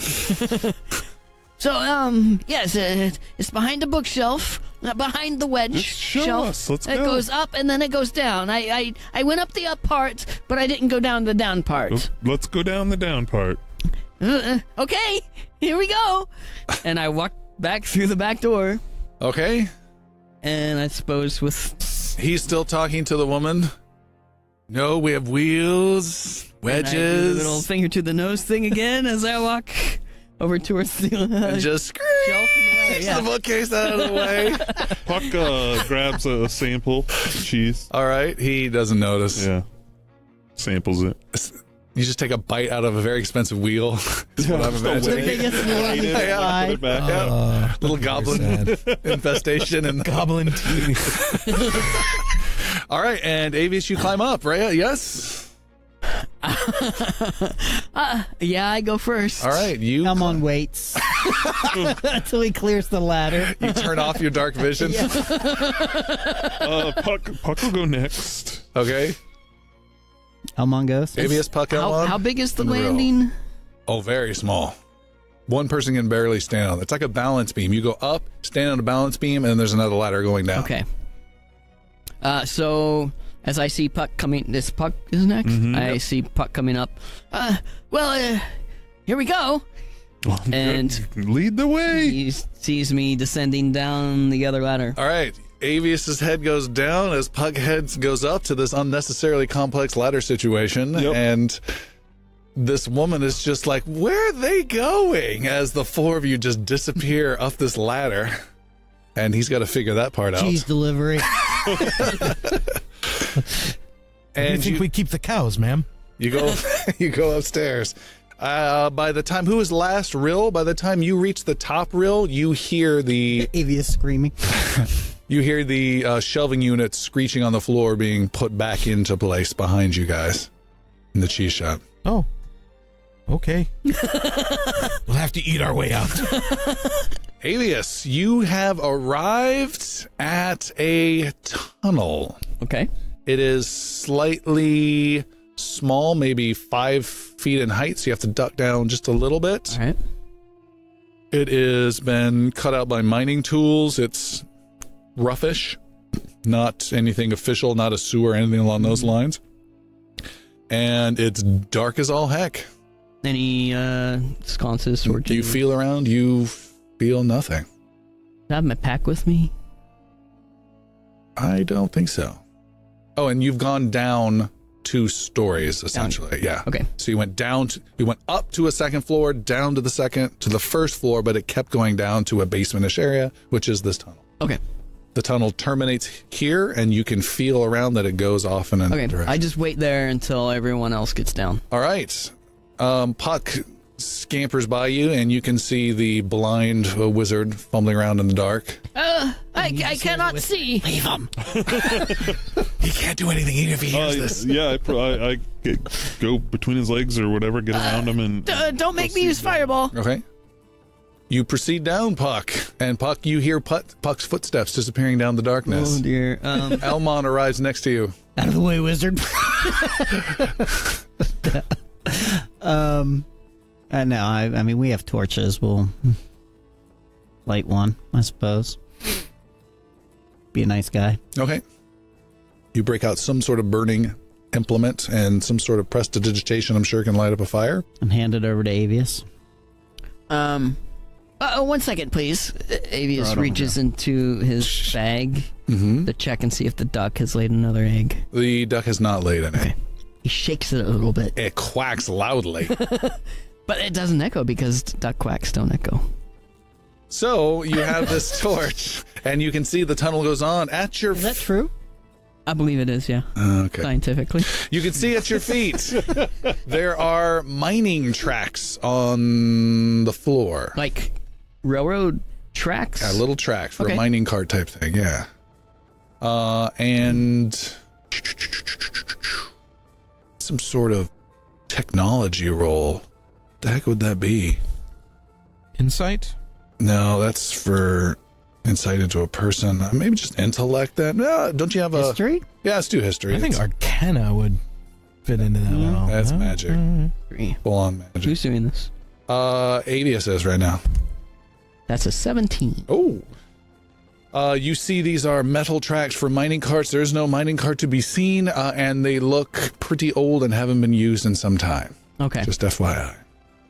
And Puck has disappeared out of torchlight view, and you hear him calling for the rest of you, and the group files down in. Well, this tunnel seems to have been here a little while, at least.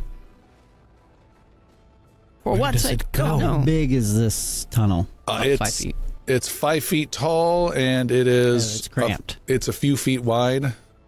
Okay. The two of you can get by each other if necessary, but walking abreast wouldn't be uncomfortable. Okay. Elmon has his sword out. Okay. Oh, and then half the team are like totally comfortable. We got Rill and Puck, and it's totally fine for them. And then Avius is a torch. Then we're going down the path. All right. You guys head down. Did you have weaponage out? Did I hear that correct? Sword. Sword out. Because the bow is taller than the shaft, so... And what about you, Maybe. Puck? You're in the lead. I'm just creeping along, going slow. Okay. Do you have your weapon out? Nope. Creeping along. Shield. I have my shield, but I don't have my sword drawn because I'm hot garbage with it. All right. Creeping along. Puck, you see a short side tunnel branches off to the right up ahead. And it continues on straight ahead with the tracks. It continues on, and then there's a side Tunnel with no tracks off to the right. Can I see if there's like footprints in the side tunnel or any? Yeah, sure. Make an investigation roll. Natural one. Natural 1. Puck. Oh, yes. Rill, you're not too far behind him. Not too far behind. A blue mist appears at your feet. Oh yes. Yes. Races out and it swarms up and over the wall, and it seems like it's going to fade away, and it does. And there's a vision. And this vision, you find yourself standing in a room on a wooden floor. It seems like an inn. And there is someone praying on their knees, a human on their knees in front of this bed. And some time passes. You see the night go to day go to night. And the scene continues on for a little bit and then seems to fade away. Rill's image walks past you the other way. And then all of it appears to go away, and you can make your roll again. Thank you. Still shit with a 6. The blue mist slaps you. Puck, you see nothing of interest and keep on going down the main I do point it out to everybody others. else. All right. Okay, wait. So the side shaft goes how far? 6 I can see 60 feet, so Yeah. does it go that far? No, it doesn't go that far. Oh. So glory hole is what you're saying. So sorry, I just thought it was a long passage. No. So how deep does it go? About 15 feet. Oh, I'll check it out for sure then. You did. You made your Oh, roll okay. and you failed. Okay, gotcha. So, Puck, you're continuing on since it dead ends on the side That shaft. doesn't seem right. Hold on. And Elmon will go down. Okay. You go down. You can see, Elmon, that there is a wooden mining cart that is overturned here and has been wedged into the corner of this shaft. Okay, I'll try and drag the cart out of that corner. Make an athletics roll. That's going to be 23. Wow, with ease. You heft it and pull the cart out. You can see inside the cart are 3 flattish wooden boxes that look to be of old rotting wood. Open them up. Okay. You open them up. Inside each of them are dried out rotten plants. You may make a nature roll. 4. The third tasting doesn't seem quite. Puck. Come down here. I'll follow. Puck, you come back. Weeds. We There's some weed here. can Puck make a nature roll? Yeah, we have one more try. Puck, make a nature roll. 19. That's better. Puck, you identify these as an agramane plant. All of them are agramane plants that are completely dried out and of no use. And they are a narcotic illegal in the city. Drugs. Sweet. Let's take a break. Some narcotics. Puck doesn't really want anything to do with them. Is there nothing else down the shaft? Nope, it's a dead end. All right. You continue. Actually, it's not true. You can see it's a dead end because it's been blocked up with a lot of rubble a long time ago. So there's some beams, there's rocks, there's tons of dirt, but it doesn't look like it's been disturbed in years. Okay. Heading down further, Puck, you still in the lead? Do you want me to take the lead? Sure, buddy. Elmon with sword and shield out. Yeah. You may also make a perception roll. Oh, no. No. It's 7. 7. You keep walking for some time and you suddenly find yourself stopping and looking up, and there is a small wooden hatch directly above you, Elmon. I wait for the party to catch up, point it out to everybody. The party comes, and you can see as you approach Elmon and get within the 60 feet that he's pointing up at this wooden hatch, when from a very narrow side passage, hands come out and grab onto you, Elmon, and pull you close, and you find a smaller figure behind you with the blade or the head of an axe pressed up against your throat. The rest of you can see there is a dwarf with a big pack on his back, just loaded up and wrapped up, and he's got an axe. He's got some strong-looking chainmail armor on, and he's got Elmon wrapped up, and he's got your sword arm wrapped up, and he's got the axe to your throat. And he says, "What's your plan? What are you doing here? We mean you no harm, dwarf. You didn't answer my question." We love dwarves. We do. My best friend's a dwarf. He says, "Stop telling me lies and tell me why you're here. You're here to kill? You're here to steal? What are you doing down here?" We're just here to explore, yes. Explorers. The biggest lie I've heard all week. No one just explores. How did you get down here, by the way? I'm asking the questions or your friend gets cut. That wouldn't be a good idea. You take 1 point of slashing damage, Elmon, as he cuts you, and then he actually says, still holding strong to the blade, he actually says, "Oh, sorry." I turn my head ever so slightly and side eye him and be like, You're gonna want to be more careful. He shakes Elmon. What you doing? He shakes me? A little bit. He's got some muscles to him. I've been hearing lots of strange business you've been cooking around here, so time to fess up. Why'd you have to What are shake you me? hearing? Answer my question. We need some more clear questioning. Who do you think we are? Who do you think you are? Tell me why you're here. We're explorers, as we've said. Elmon will answer. Okay. Elmon, we're here to kill chaos cultists, and if you're one of them, we're going to kill you. If not, you should let me go so we can go about our way and continue to kill chaos cultists. Yes, what he said. We're looking for one long nose, little crooked.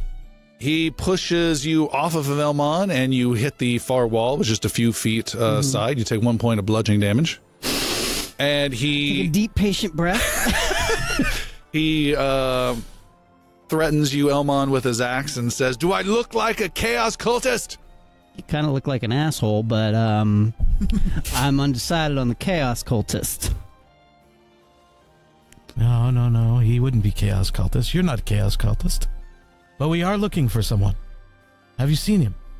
I ain't. Damn, so southern. I haven't seen anyone down here.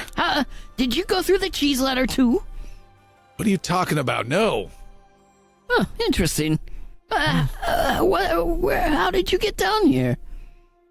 Brill is pushing forward with the torch. You're a dwarf. Shall we start the God, conversation we got a again? genius on our hands. I am. How long have you been down here, dwarf? All my life. Oh, I like that. Do you know what is above you? Or fairly close? Yeah, the tavern's right above here, he says, and he hits the little hatch above with his axe. And what of a statue? Would you know where the statue is? I don't know a statue. And I try to convey to him some sort of direction to where The statue is? the big round area. I know it. Yes. How can we Got get one on? hell of a cheese shop. We're looking to get there if we can. Do you know a way there? Now that you head back the way you came. Where does this passage go to? I don't go down that way. I go this way. And he points to a very narrow cut that's a really small passage that you are surprised his big pack can even get through. What are you doing down here? We answered your question. I'm from Caladel. We're the towers. Keep watch over Dwarven Hearth. I weep inwardly.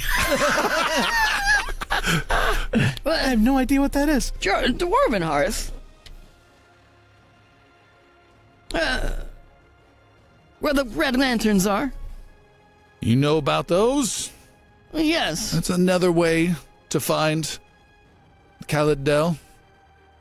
And have you experienced any thing or one trying to get past your borders, boundaries of Caladel? We keep our eyes out for the Black Elves mostly, and he eyes you all.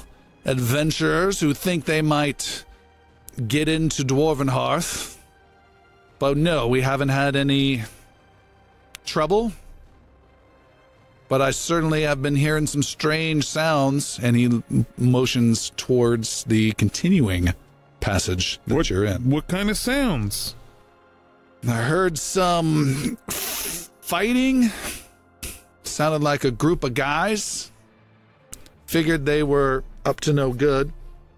They were talking about something serious. Said something about monsters waiting.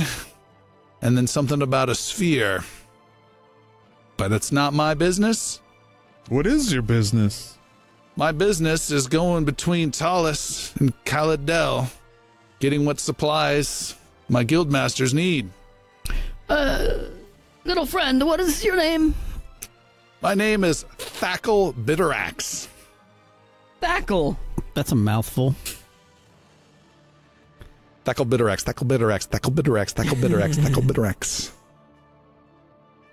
My dear friend, I know you say that it's not your business to know about anything outside of Caladel, but I implore that it is for your own safety and the safety of Caladel.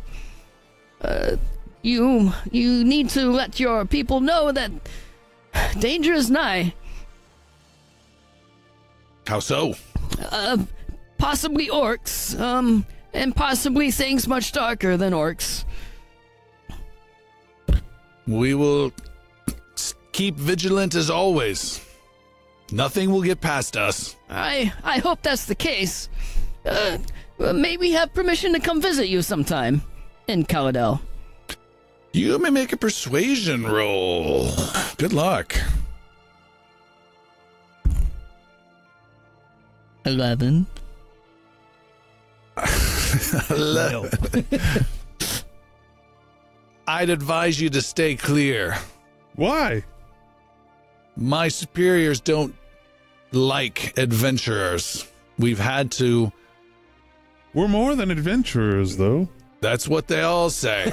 And they all want to get into the fabled city of Dwarvenhearth. And we can't have that. Oh, we're not interested necessarily in getting in. We just want to make sure that the city stands strong. You don't need to worry about that. There are several hundred of us, and that's all we do. I see. Does it run along the Banewarrens? He ponders and thinks. He tries to recollect and tries to, three-dimensionally picture the environment. While he's doing that and squinting and all this, it's very important. There could be a breach. Caladel would be a part of that breach, possibly. Maybe. He says, I doubt any of that, but I can tell you that the Dwarven Hearth is far, far below here, far below the Banewarrens. But should the Banewarrens be breached, you and your people would be in danger, would they not? Possible. I think more likely you people up top would be in danger. Maybe, but to secure the borders of Caladel would be important. You could help us. How? We need to find a way to get to the Banewarrens, where these breaches are. You know this area. You know where the statue is. That is where we are told one may be. Make a persuasion roll.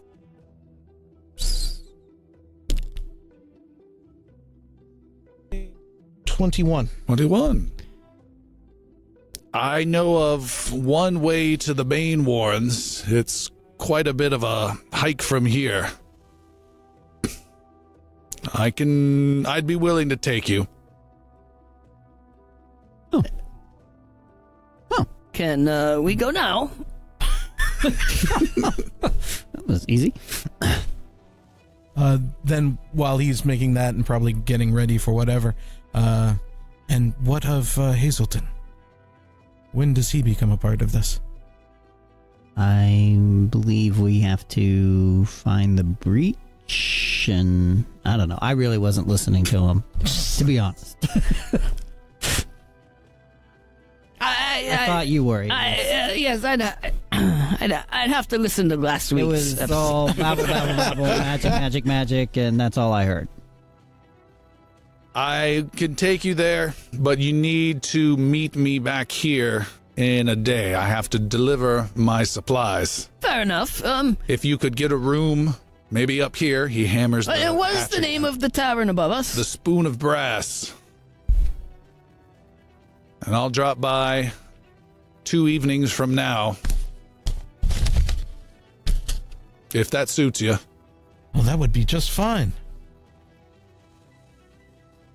Do you know the shopkeep up above? What do you mean? Do you use this entrance? Does he know you're down here? Oh, yeah. Very good. Friendly folks. So if we pop up through there... Be prepared to toss a few coins their way, but they don't care. Very well.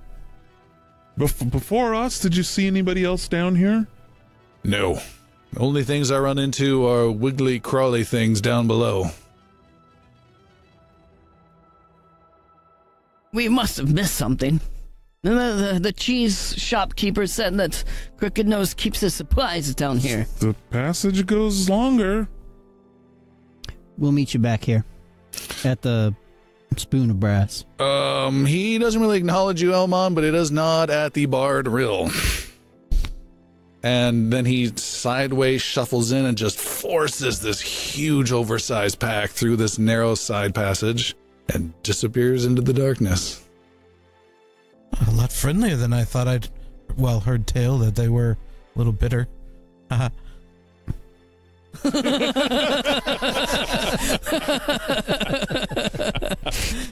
Don't make bad jokes. Just think, oh my god, that's gonna hurt. What's your plan? I guess the passage goes on, so I guess we continue. Oh, all right. The passage continues on. It comes to an end of the tracks, maybe 30, 40 more feet. The tracks just end. You can see there's a 30 by 30 cutout space where there is another mining cart. This one's also tipped over with nothing in it, and it appears to be some ending spot. But on the far wall, another passage exists. This one is slightly smaller, about 4.5 feet tall, slightly narrower, and looks to be very poorly constructed. And geez, I don't know. Nature rolls. 2 people may make nature rolls. Puck runs up first, apparently. I gotta. I have no business making a nature roll. Bill, Me? you want to? Or should I? We're approaching a tunnel, and this is to determine 19. safety. Okay. That beats my 16. Just leave You've it gone down the end of the track. It empties into a small, mostly empty room, but then there's a second tunnel that cuts off of this. Smaller in all ways. And what did you roll, Avius? 19. 19. You can see this has been taken out with very crude tools and the likes of which you haven't seen before, and has been done very recently. You can see lots of loose dirt that's been pushed aside, and some of it's been somehow moved aside. You're not sure how. This definitely does not look conventional in its construction, but it does look Safe? it does look newer than the rest of the existing tunnels we've been through. I didn't hear the word safe in there. It's an I don't know. I cannot guarantee safety, my young halfling friend. And we're going this way? I think we should. We're down here. That bastard you saw went somewhere. I agree. Amon's just looking in the passage with trepidation at how narrow and small it's Do you want me to go first, Mr. Elf? Uh-huh. Puck's Okay. just stretching in the little shaft. He's jumping. Rill will follow close behind Puck. Puck and Rill go bounding down. I guess Avius is third. Okay. Elmon waits for a little while, ponders, and then finally will go in. You go? Yes. Oh, the tracks don't go into this tunnel. Yeah. correct. Darn it. Okay. All right. You walk down this passage. Sorry. Yeah. It's soft dirt all around and whatnot. Kind of soft, and the ground is definitely uneven. Can I try to see in the firelight if there's any kind of already existing footprints or any kind of print at all? Make a survival roll. Survival. 19. 19. That's really good. You see there are some footprints. I'm just following Avius. There's several pairs of footprints, some shoed, some metal boots type stuff or armored metal armor. Okay. And then you also see the walls appear not to you to be dug out with tools, but dug out by large claws. I quickly point these out. So these are feet. That's fine. These are boots. That's okay. These are metal. That's not good. But these are claws, and that's where I have a problem. Are we still going forward? Interesting. A giant gopher, I suppose. Puck just keeps on. He's disappearing out of the Oh, light. they're Puck's claws. And Rill follows along. All right. You follow along. You come to a branching choice after quite some distance. We're talking several hundred yards. It is not a straight corridor at all. It meanders a bit to the right, to the left, goes a little bit up, a little bit down, and then you come to a branching choice. It continues, it seems, straight ahead, and then there is a much wider natural opening to the north, we'll call it, to the right. What do you think, Real? This is your idea. Well, wait a minute. Well, I don't know which way to go. Hold on. Give me a minute. And Elmon will kind of start sniffing around on the ground, kind of touching the walls, kind of feeling the, like, you know, kind of putting his hand where the claw marks are. Does he do this normally? All of this is he is spending a uninterrupted minute to attune his senses to his favored enemy of monstrosities and or constructs, so that he can sense whether any of them are within 5 miles of me. It will reveal which of your favored enemies are present, their numbers, and the creature's general direction in distance in miles from you. In miles? In miles, yes. Oh.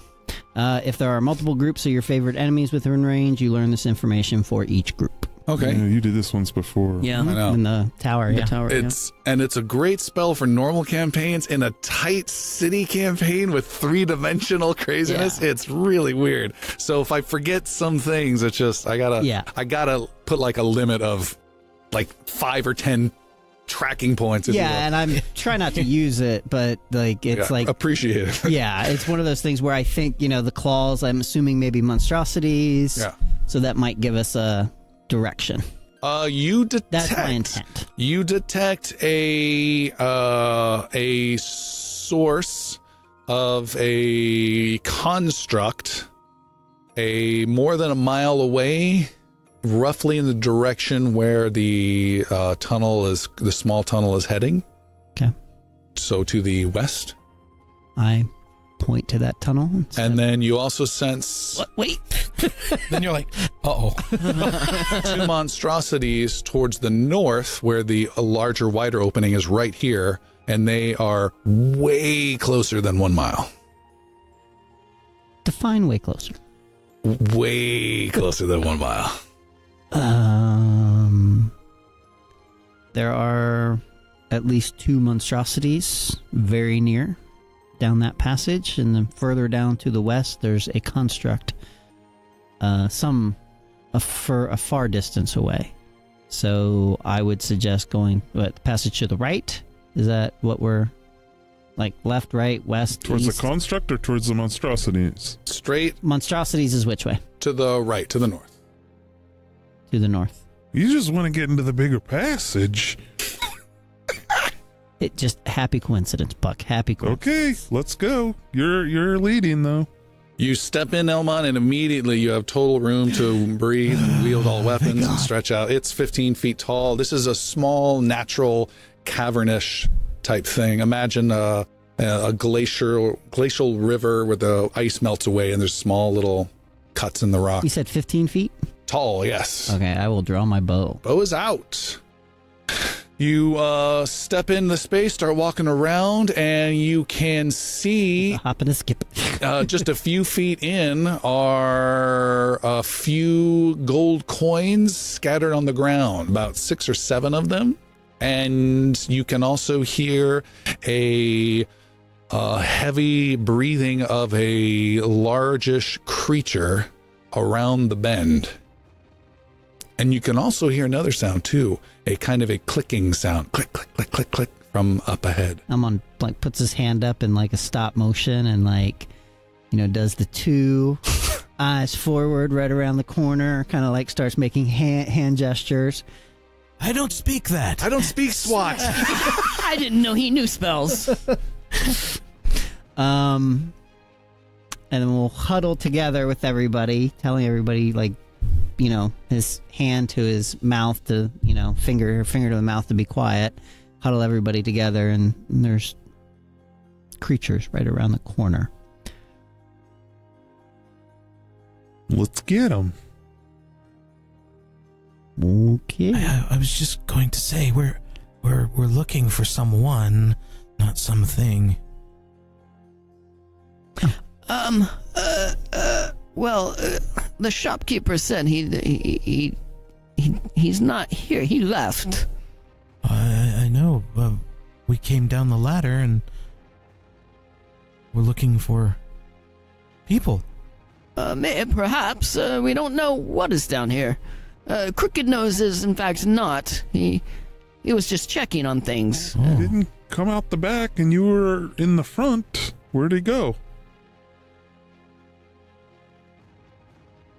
Well, He had to have came down here. I don't know. He maybe... yeah, good point. So there's these monsters right around the corner. We probably need to deal with that immediately, and then we can worry about the other things. Yes, I know we're looking for people, but there's these monsters right around the corner that we need to kind of deal with as we're searching for these people. Do we need to? They don't seem to be bothering us right now. We wouldn't want to be cornered by them, though, either. Okay. We could at least see what they are. Maybe I'm curious myself. Kind of sounds like I also don't want to die. I just started my bard career. I don't want to re-roll. I will see if I can sneak a peek. All right, Elmon, you're creeping up around the corner. Yes, I will stealth to try to take a quick look at whatever is there and, All right. like poke my head around real quick. Try not to get, like if they're ready to ambush me with like claws or something to grab my head, I want to be ready for that. So this is essentially a rough C-shaped corridor or cavernous section. You're in a bulbous part of the cave, and then it gets a little narrow and curves around to another bulbous type area. And as you're going around, Elmon, you may make a stealth roll as you get louder towards the breathing. 11. You stealthily walk and make a bit of a jingle as you kick some of those loose coins that were on the ground. Oh, lovely. You come around the corner and you see a creature. It is 9 to 10 feet tall. It is a bipedal bug-like shape with a thick carapace, an ant-like head with some cool little antennae. It's got big, huge, nasty, thick claws and big, thick claws on its feet. It's got nasty mandibles that stick out of its mouth, of which it has torn a big section out of a man that it's eating right now. And it has finished that big bite, turned around with blood dripping out of its mouth, staring right at you, Elmon, as you come around the corner. And as soon as it sees you, it gives off a roar, a clicking noise, and comes charging on 2 feet, 4 feet, 2 feet, and coming right at you with huge claws. Okay, Elmon will fall back. All right. Away. Just right around the corner. Draw his bow and prepare to fire it as soon as it rounds the corner. All right. This creature comes racing around, and It's not an Umber Hulk. It's something else. It's Oh, I would have said Umber Hulk, but I know what you mean. You guys can see Elmon just backing away. He doesn't say a word, and he gets out arrows, and he's just holding and waiting as this thing comes running around. I will say it's coming. All right. And Rill, you are actually able to go first as you see an Umber Hulk, this giant beast. It is an Umber Hulk. Come barreling down. You've heard of such creatures, and it's kind of orangey, chitinous skin everywhere, and it's come barreling down right on Elmon. And before even Elmon can get off his shot, Rill, you were able to go first. And Elmon, you will be able to go before it does. In a panic strike against my loot, Your signed loot? my signed loot, I give the signature a little rub and then quickly strum away. This would be... Before you do that. Oh. As the creature rounds and you get your loot out, Rill, and you look at it and you're ready to just tear into some great song or ballad or who knows what, the creature has weird googly eyes. Okay. And the eyes are kind of just going left and right, and it's just still coming at you, and it's very disorienting and distracting, and you find yourself confused and cannot break the gaze easily of this, and you kind of shake your head. You need to make a charisma saving throw, please. A charisma saving throw. Yes. All right. These don't happen off Charismas. Whoa. Welcome to the Oh my Bird goodness. Box episode of Inglorious Bards. Charisma saving throw. Got it. Making the roll. It's the longest charisma save. No, you got to re-roll. It's got to be on the service. 23. All right. You were able to shake it off and continue with your action. Continue, please. Will do. Pause just for a moment and then strum. This will be the vicious mockery. Something I'm not likely to do. Oh my God, he's coming! Let's run. It is a challenge against his wisdom. 17. Really? Yeah. Then Never mind. He has not been mocked. Anything else? You're good? that's it. Elmon, you are up. You have your bow. You're about ready to let loose the string, and man, those googly eyes are just so distracting. Make a charisma saving throw. And this, I am assuming that this is a monstrosity, correct? It is. Then I have advantage against all saving throws Nice. against the spells and ability used by my enemies. Go for it.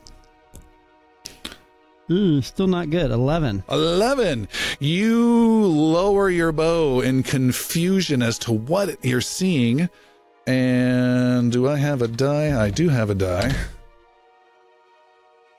And Elmon turns and bolts. You hold on to your bow and you run back out of the cavern. You go back into the narrow passageway, almost hit the wall, and start running back towards finding the mine tracks as fast as you can. Cool. Your turn is over.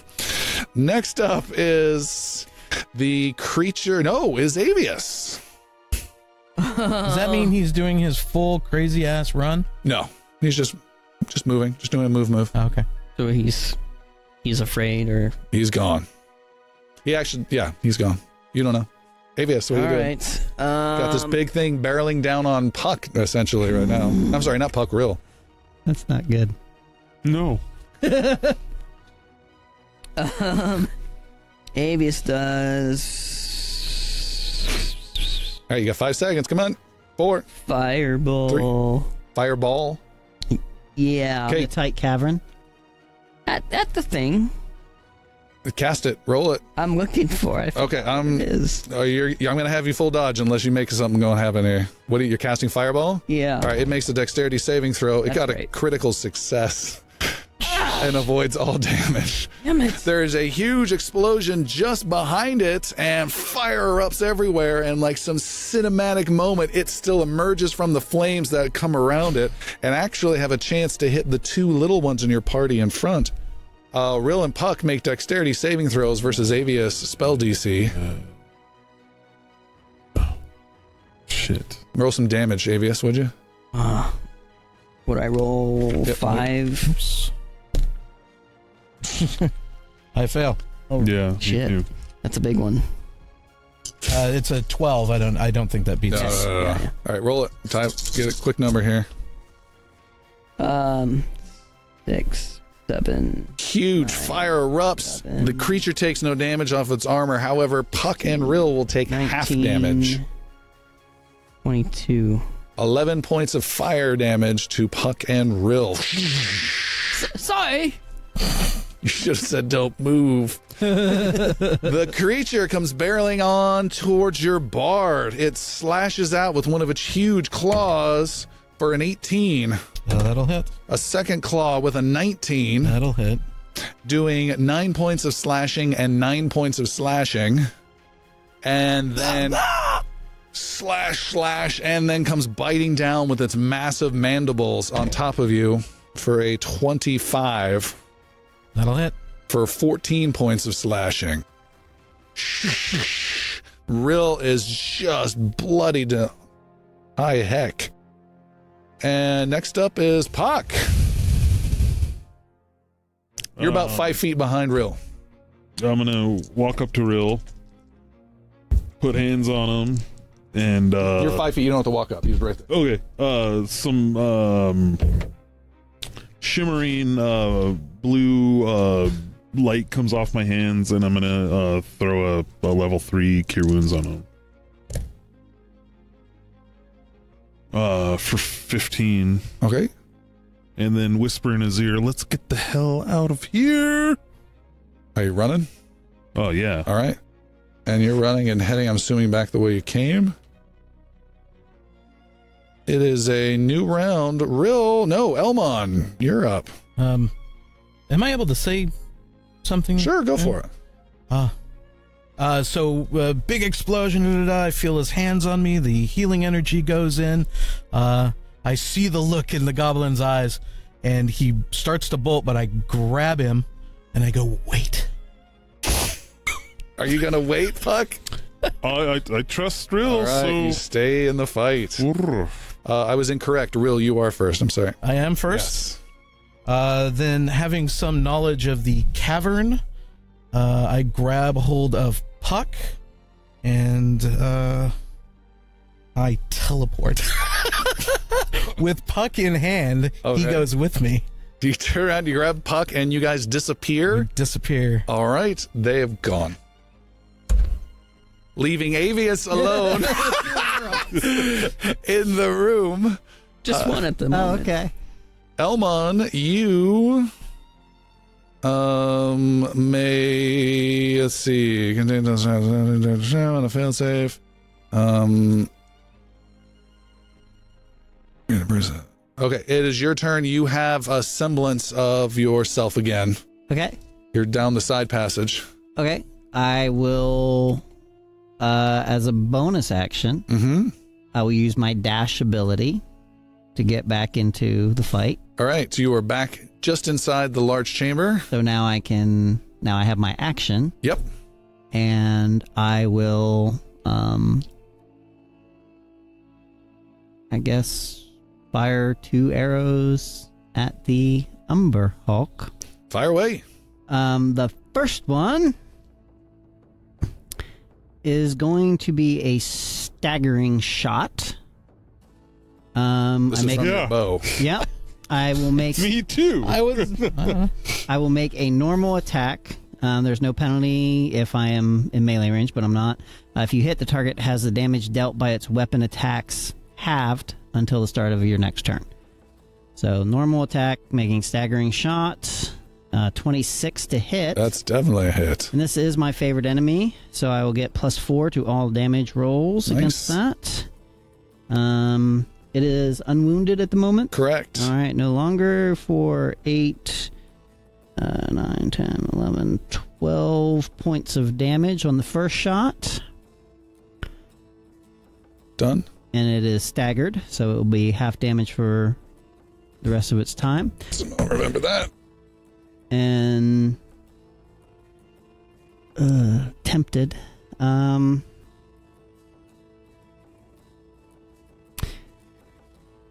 So I'm going to, as my second shot, I'm going to do an aimed shot with sharpshooter. So I'm going to use the last 2 charges of my bow for the day. All right. I'm just doing it all, which means I attack with advantage with my only +5 to hit now versus +10. But big damage if you hit. Natural 20. Whoa! So that's maximum damage. Maximum damage all the way across the board. Maximum damage is going to be 8, 16, 26, 27, 28, 29, 34 points of damage. Wow! 16. Hold on. Let me make sure I got that right. Sure.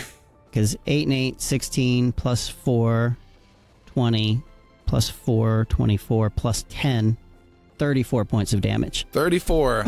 Massive damage. You fire the shot and you catch it right in the mouth as it tries to bite at Rill again, but Rill teleports away. It rears up again in frustration, and shoot, your second arrow hits it right in there.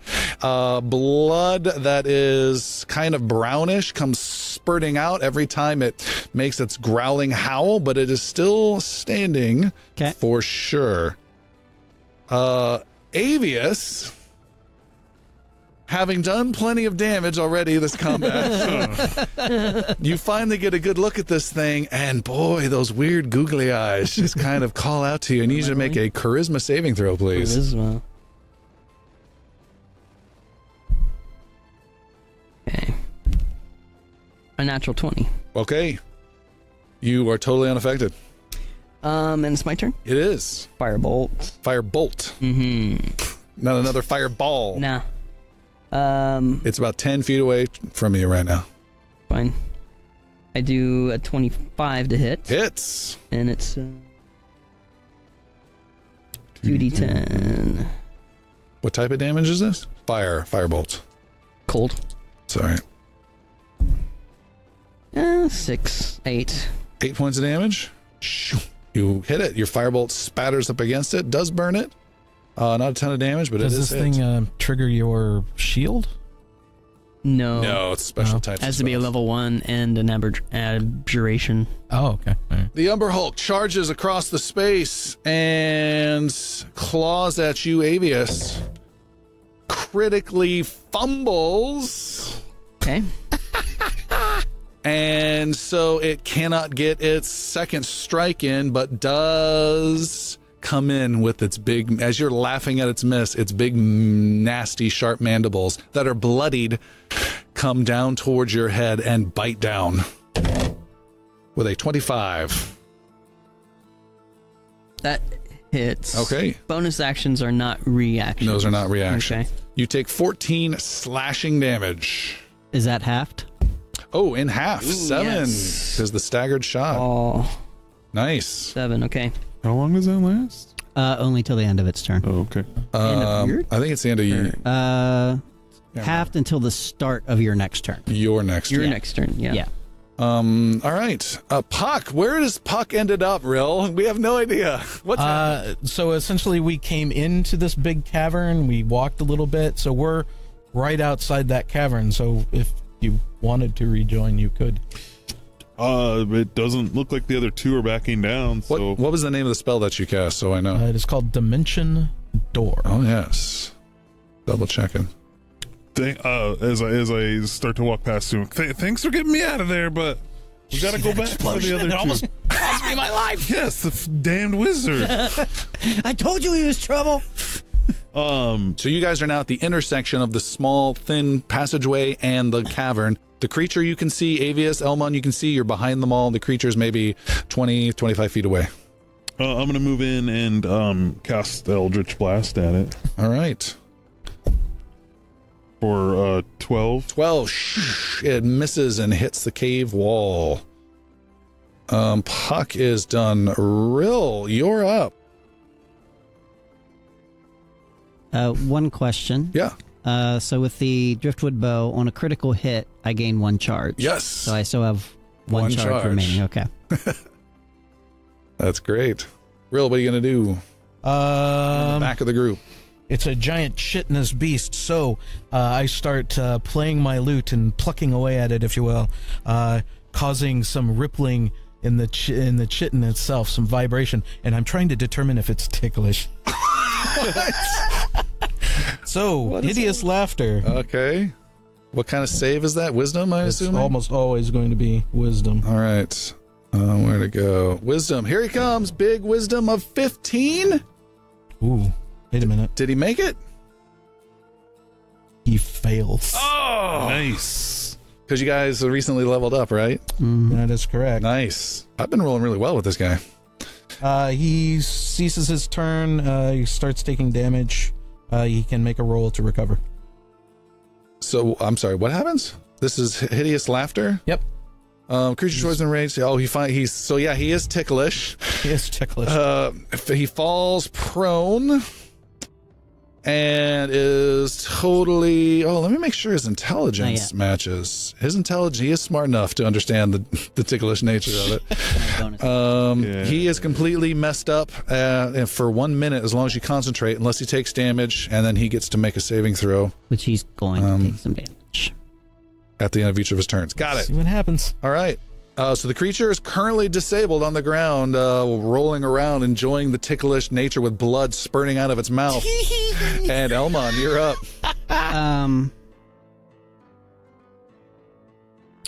Please don't touch him. Please don't.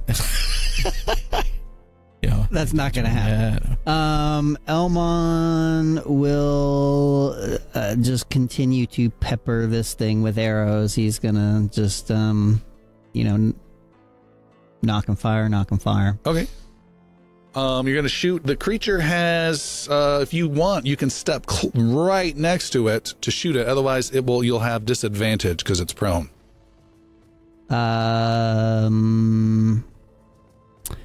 Would that be considered cover? No, not cover. How is it normally if like you're prone? Isn't like you have advantage to like if something's attacking me and I'm prone, they usually have advantage. Sure. If you're prone, you have a disadvantage on your own attack rolls. If someone is next to you, they have advantage on attack rolls. If they're further away, they have disadvantage. They're prone. Oh, interesting. I had not realized that. So yeah, I'll just basically step right up. Yeah. You have Just advantage. Look right down on them. And Only an idiot would miss these shots. so advantage. Advantage now. So I'm going to use my sharpshooter ability. Go for it. You get a saving throw at each point of damage. Yeah, okay. Wisdom saving throw. Wisdom saving. So it's going to be a non-natural 20 to hit. It's 17 is the saving throw. That's awake. 8, 9, 10, 11, 12, 13, 23 points of damage. Jeez. Huge shot right to the chest. Another squeal of pain and laughter. I'm sorry. 27 points of damage. Oh, that's just fine. Just kidding. 27. Yeah. Yeah. Blood is just pouring out of this thing. Second shot, also using sharpshooter. Oh, Jesus. That's a 7. Is a miss.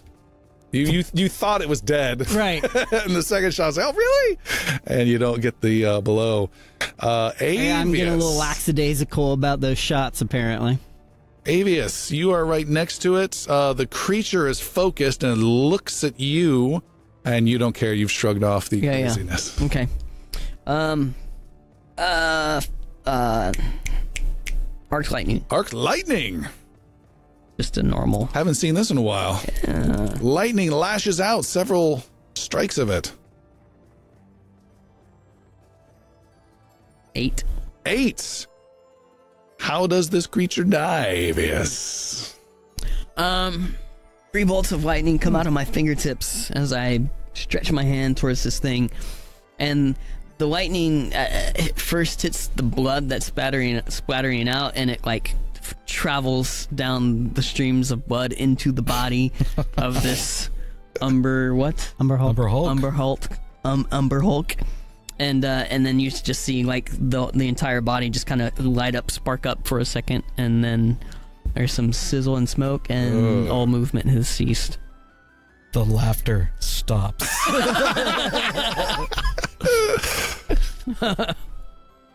All right. It's quiet. Yeah? What would you guys like to do? Anything of interest in this room? There's a dead Umber Hulk. Yeah. That's interesting. Like, treasure chests. Roll the loot table. Well, around the corner, there's a guy it was eating. Yep. What about him?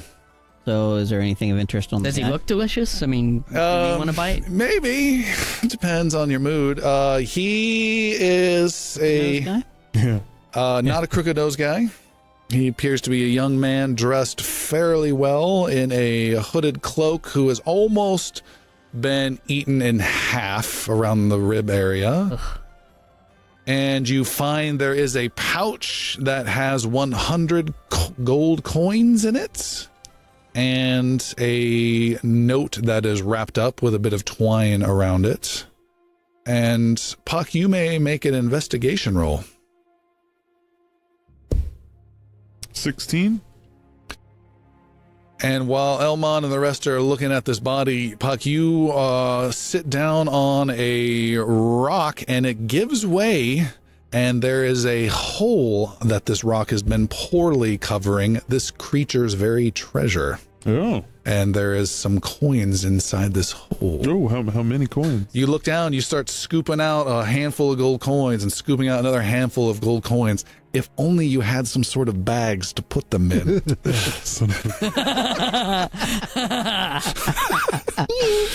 And you start scooping them out into the dirt of the cavern, and there's a 230 gold coins you've pulled out. And there are also 3 gold and silver necklaces you've pulled out.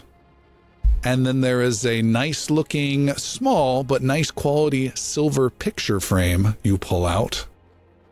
And then just barely seen as you start spreading around the dirt at the bottom of the hole, you pull out an expensive looking ring with a small black pearl out. Elmon splits the 100 gold 4 ways. All right. Everybody gets 25 of that. I'll split the 330 gold. 230 gold. 230 gold. Oh, yeah, I added that 100. That's why. Which is what, 50... Not going to come out It's not going to come out even. 57. Yeah. And Just do 58. We'll make it work. Okay. Yep. And then I'll grab one of the gold necklaces and the pearl ring and kind of divvy out the rest. Like Elmon and Rill can get another gold necklace, and the picture frame goes to Avius. Okay. Done. Avius wants to inspect this body real quick. You just did. And you found the coins and the small note wrapped in twine. Oh, I did that. No, Elmon did. I will hand the note to Avius. Okay, I open that up. You thread that twine off of it. You unravel this small little note and quickly scrawled in crude handwriting, not too crude. It reads, "Give this to Nadon and tell him to keep his nose out of our business." That's all it says? That's all it says. Wasn't Nadon the... Cheese shop. Huh. Yeah. Okay.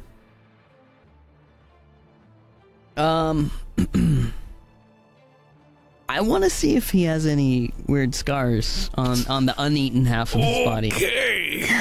On the uneaten half of his body. Or if I can see, like, anything weird. There's some exposed body sections. Do I see anything weird? Make a medicine roll.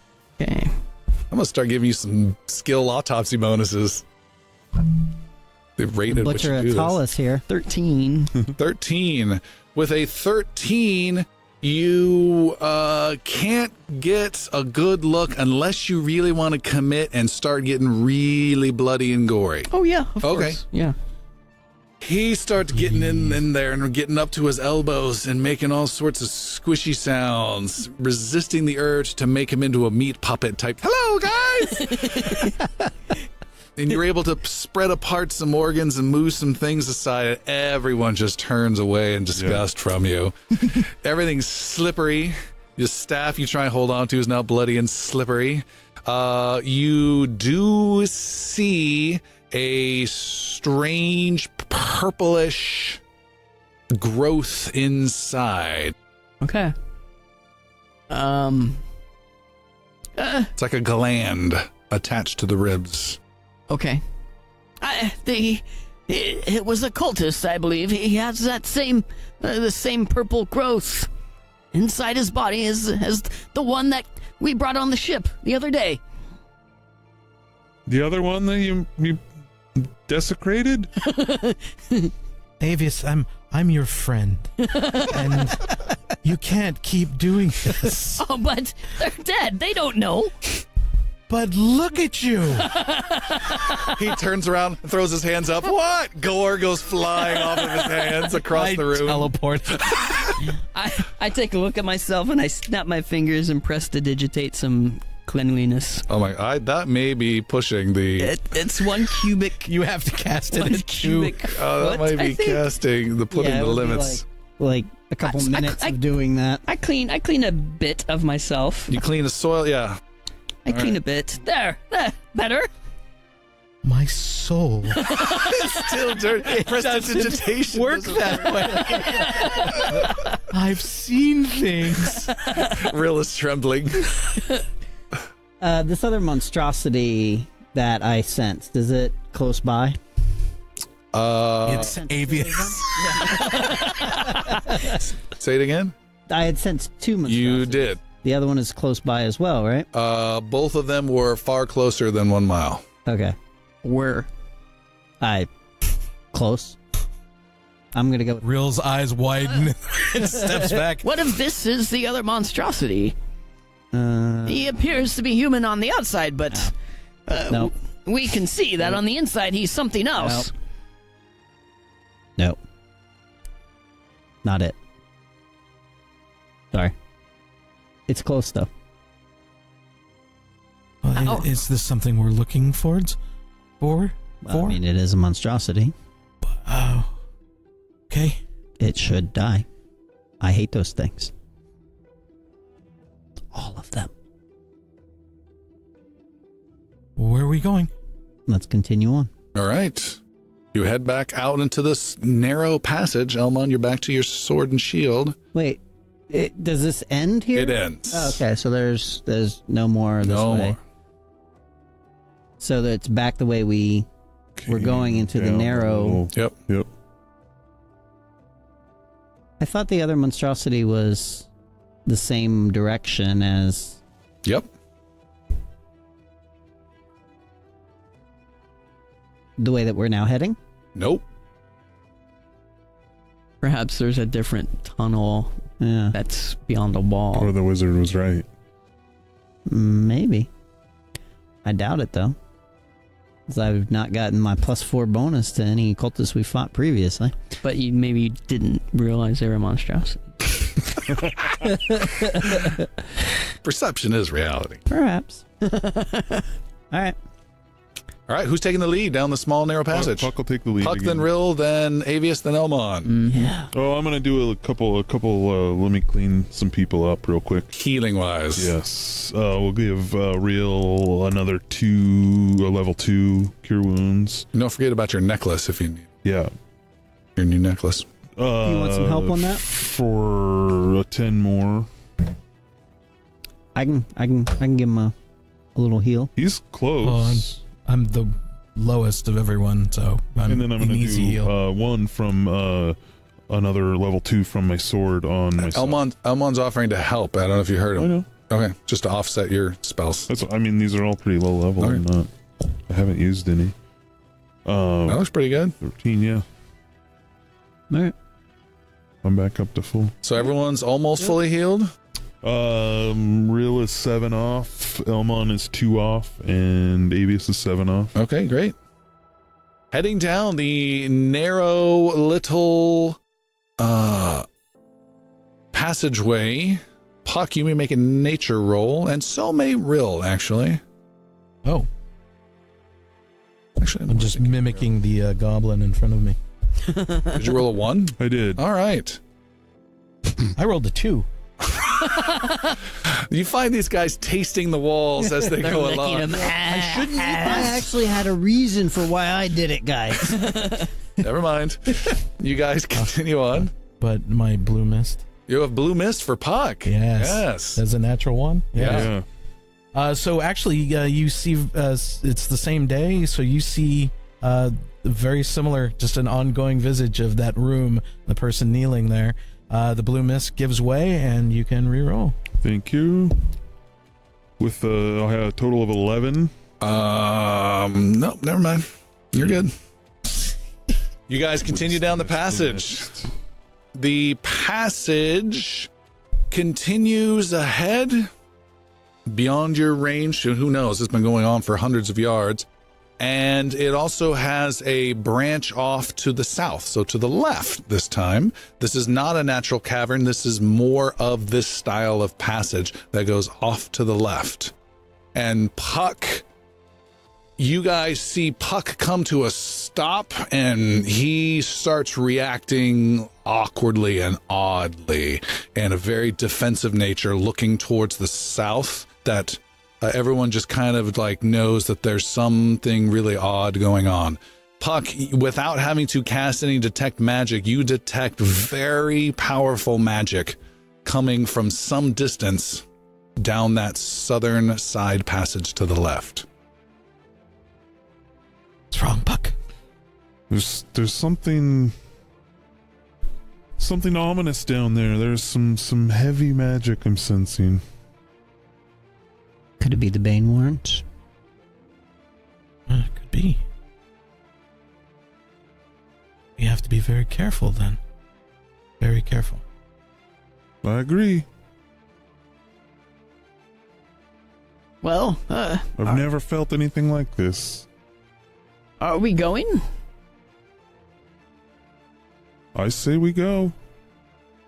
Does the tunnel looks built or like it's been destroyed and penetrated? No, this is the this is the same rough-hewn tunnel. Okay, all right.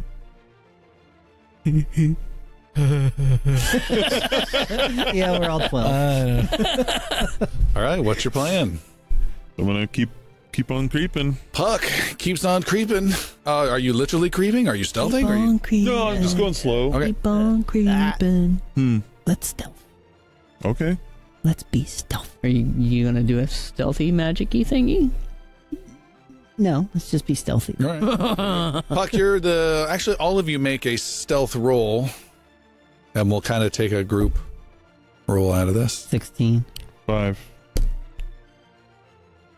Probably should have. 13. 6. Okay. Got it? Yeah.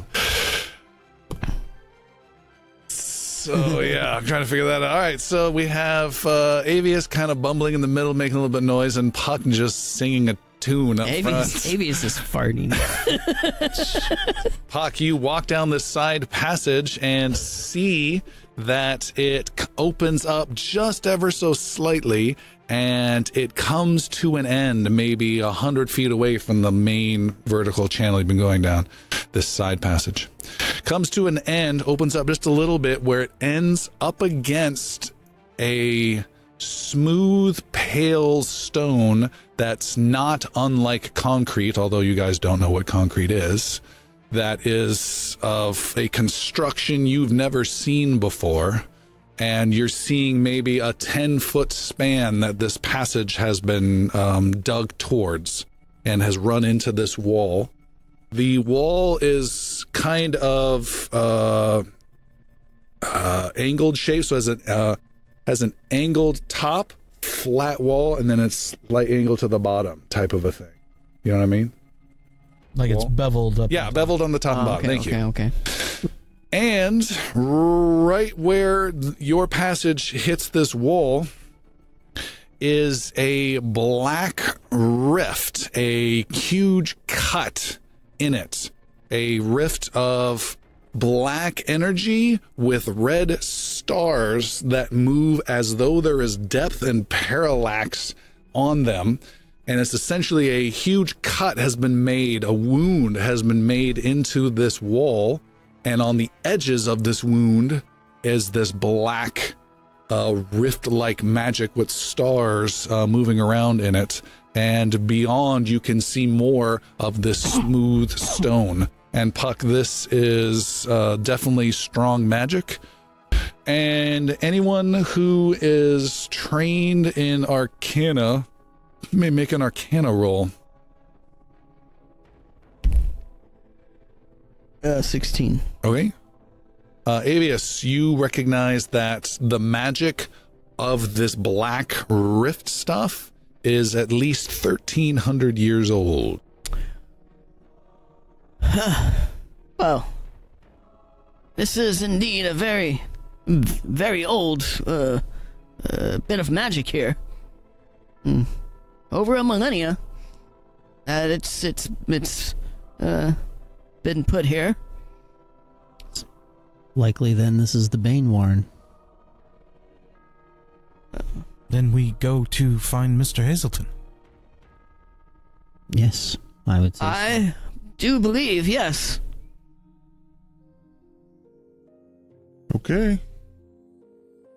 Should we go through that tavern?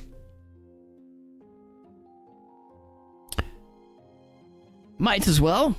Are there any other passages we haven't explored? We haven't continued You haven't continued down. on. Okay. I mean, that would be the other option. We continue down to see where this goes. Or we go back. I don't imagine we want to wait around here. No, I don't believe we do. We are not meeting our dwarven friends for another full day. Very well. Let's go find Mr. Hazelton then, I suppose. So we back to the tavern. Yeah. All right, you guys retreat back the way you came. You head up that wooden hatch where you come into We're just advancing in a different direction. Yes. You come to a basement of a tavern. They're a bit confused as to why you're there, and someone needs to toss them a few gold. I- I got it. Oh, okay. Puck's got it. How much gold you tossing? 5 gold. All right, they'll take it. And they don't ask any questions, and you guys head out. You're back into the city surface. What's your plan here? Well, we have to go to the gassy minstrel. Yeah, to find Mr. Hazelton. Yes. The gassy minstrel. No, the ghostly. flatulent ghostly. bard. The ghostly minstrel. Ghostly minstrel. You were able to find such a tavern. It is a nice place. I can't remember what district it's in. I kind of want to know. Hold on, let me double check. It is in Midtown. That's where Middlehawks is. You find the ghostly Direct minstrel. competition. It's not direct competition because this place is nice. Oh. It is nice. You walk in, you see there are some wealthiest kind of looking people. There are some wealthy looking adventurer type people. People are enjoying themselves. There's no mysterious people. There's no one leering at you. There's no one watching the back door. Everyone's just having a nice, quiet evening dinner, relaxing, having some drinks. And you guys show up, and a lady comes up and says, well, good evening. Can I get you guys a table, or would you like to be up at the bar? Maybe it's still covered in gore. I would imagine by that time I've been able to prestidigitate enough to clean myself off. Are you Shanae? I am. And who might you be? Rill, Stumprunner, and a quick little flourish. Are you Real Stump Runner, the singer? I've taken on other tasks now, but I've heard of you. If you're ever looking for some work, we are in need of good entertainment from time to time. oh, what's your schedule like? Well, I've got bookings available. Not his day timer. My manager takes 15 off the top here. I'm your manager. We were told to reach out to you. We're trying to find Mr. Hazelton. She says, yes, I It's can. quite important. These are serious matters. Make a persuasion roll. 27. She sees the gravitas in Rill's eyes. She says, of course. Remain here for a moment. And where would you like him to find you? Imagine here would be just as good a place. How long a time can we expect before he should arrive? I will stress the importance of it and let you know. Is that fine if Ballpark? we meet with him here? Yes. How's next month? I mean, are we talking minutes, hours, days? That depends on the individual you're asking about. Give me a moment. While that's happening, Avius wants to check on the duck. Wizards. Okay. There is a duck there, and it has laid an egg. Yes. All and right. I crack it open on the table. I just smash it open on the table. Oh, black goo goes everywhere from within the egg, Wizard! and it smells delicious. Ooh. Avius kind of licks the table a little bit. All right, it is a chocolate mousse. Yum! He's A lot of people are watching this old man licking black egg goo off the table. Oh my goodness. I'm gonna go find someplace else. Finally amongst your peers, and this is how Definitely worth the price. you're just gonna Have some. He takes his fingerful and offers it to Puck. do you lick off of Avius's fingers? Not even. Learn my lesson. It's off the fingers that he didn't press to digitate. I back away, giving him a dirty look. Elmon waves Puck over. Yeah. You guys hear a tearing noise from the back area where Shanae had disappeared. One other person kind of looks in that direction but doesn't seem too interested. And moments later, she walks out and goes to pour some more drinks. And Mr. Hazelton, the old wizard from the inverted pyramid, comes out. And he walks over to you guys. Mr. Hazelton, try some of this. And I Wizard, offer stop, my moosey stop. hand towards him. He Stop backs being away. a monster. I heard there was something of importance. You found what we were looking for? Please sit. This could be Elmon will come back. more traumatic. This came from my duck. May we? And Shanae nods, and he takes you guys to a small, secluded room. Unable to really contain the conversation, we found it. We believe. We believe we found it, You have found the Banewarrens. and a significant breach. At least we would be able to get inside. I certainly hope you were wrong. We should head out at once. We came straight away. Excellent. I hope you've brought your steel and wits about you. I will certainly need your protection, and I've got access to my resources, which is primarily my book, he says, with no book on him in any way. We're good to go. Very well. Let us begin. Follow me. Elmon will lead the way. He follows. Where do you go? We go back to the tavern, where that hole. Copper spoon. Yeah, the copper. Brass. spoon. This is a spoon of brass. Brass. All right, you head over there. The innkeepers there are friendly and want to know what you want. Toss him 5 more gold. They recognize the goblin and let you head into the back. You disappear down below. It's half my profits just up and down this ladder. You guys head down and walk down the side passage, and you are heading down the south passage and are now at this huge rifty wound in this wall. By the gods, you have found it. These are the very walls of the outer vaults of the Banewarrens. Can you fix it? Oh, heavens no. I thought you said you could fix it. No, my friend. I cannot deal with this kind of magic. We are not prepared for this kind of spell. This magic is not quite possible in my mind. It would take something of immense power to even begin to cause any fissure. I would not touch that if I were you, he says, pointing to the rifty black stuff on the edges of the breach. So, what should we do? Should we go in? I suggest we go in to see exactly what the extent of what has been done by whomever. And if we can, get them out. If not, I'm afraid there may be some violence that may be necessary. I hope that is well within your capabilities. I do not wish it. It's within our capabilities. I'm a complete pacifist. So we can see through? You Yeah. can. Oh. Gotcha. Okay. And if what the heck was his name? Tavin Zith was able to get free of here. We should take inventory where we can and see what is here. And I can reference what I can from my tome. Very well. Can Avius determine if this breach in the wall was made from the inside or the outside? Make another Arcana roll.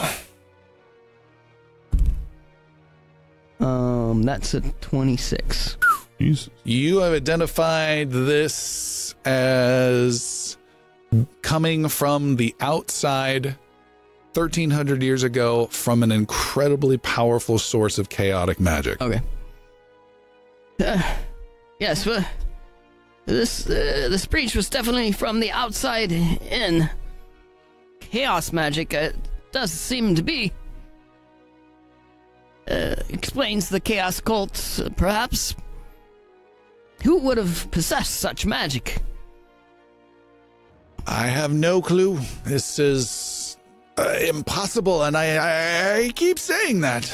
Well, you do, but yet, here it is. Indeed. And do we go in? We go in. We go in. Let's go. Elmon goes in. And you step in towards this hole in the wall, and we will stop there for tonight. Lovely.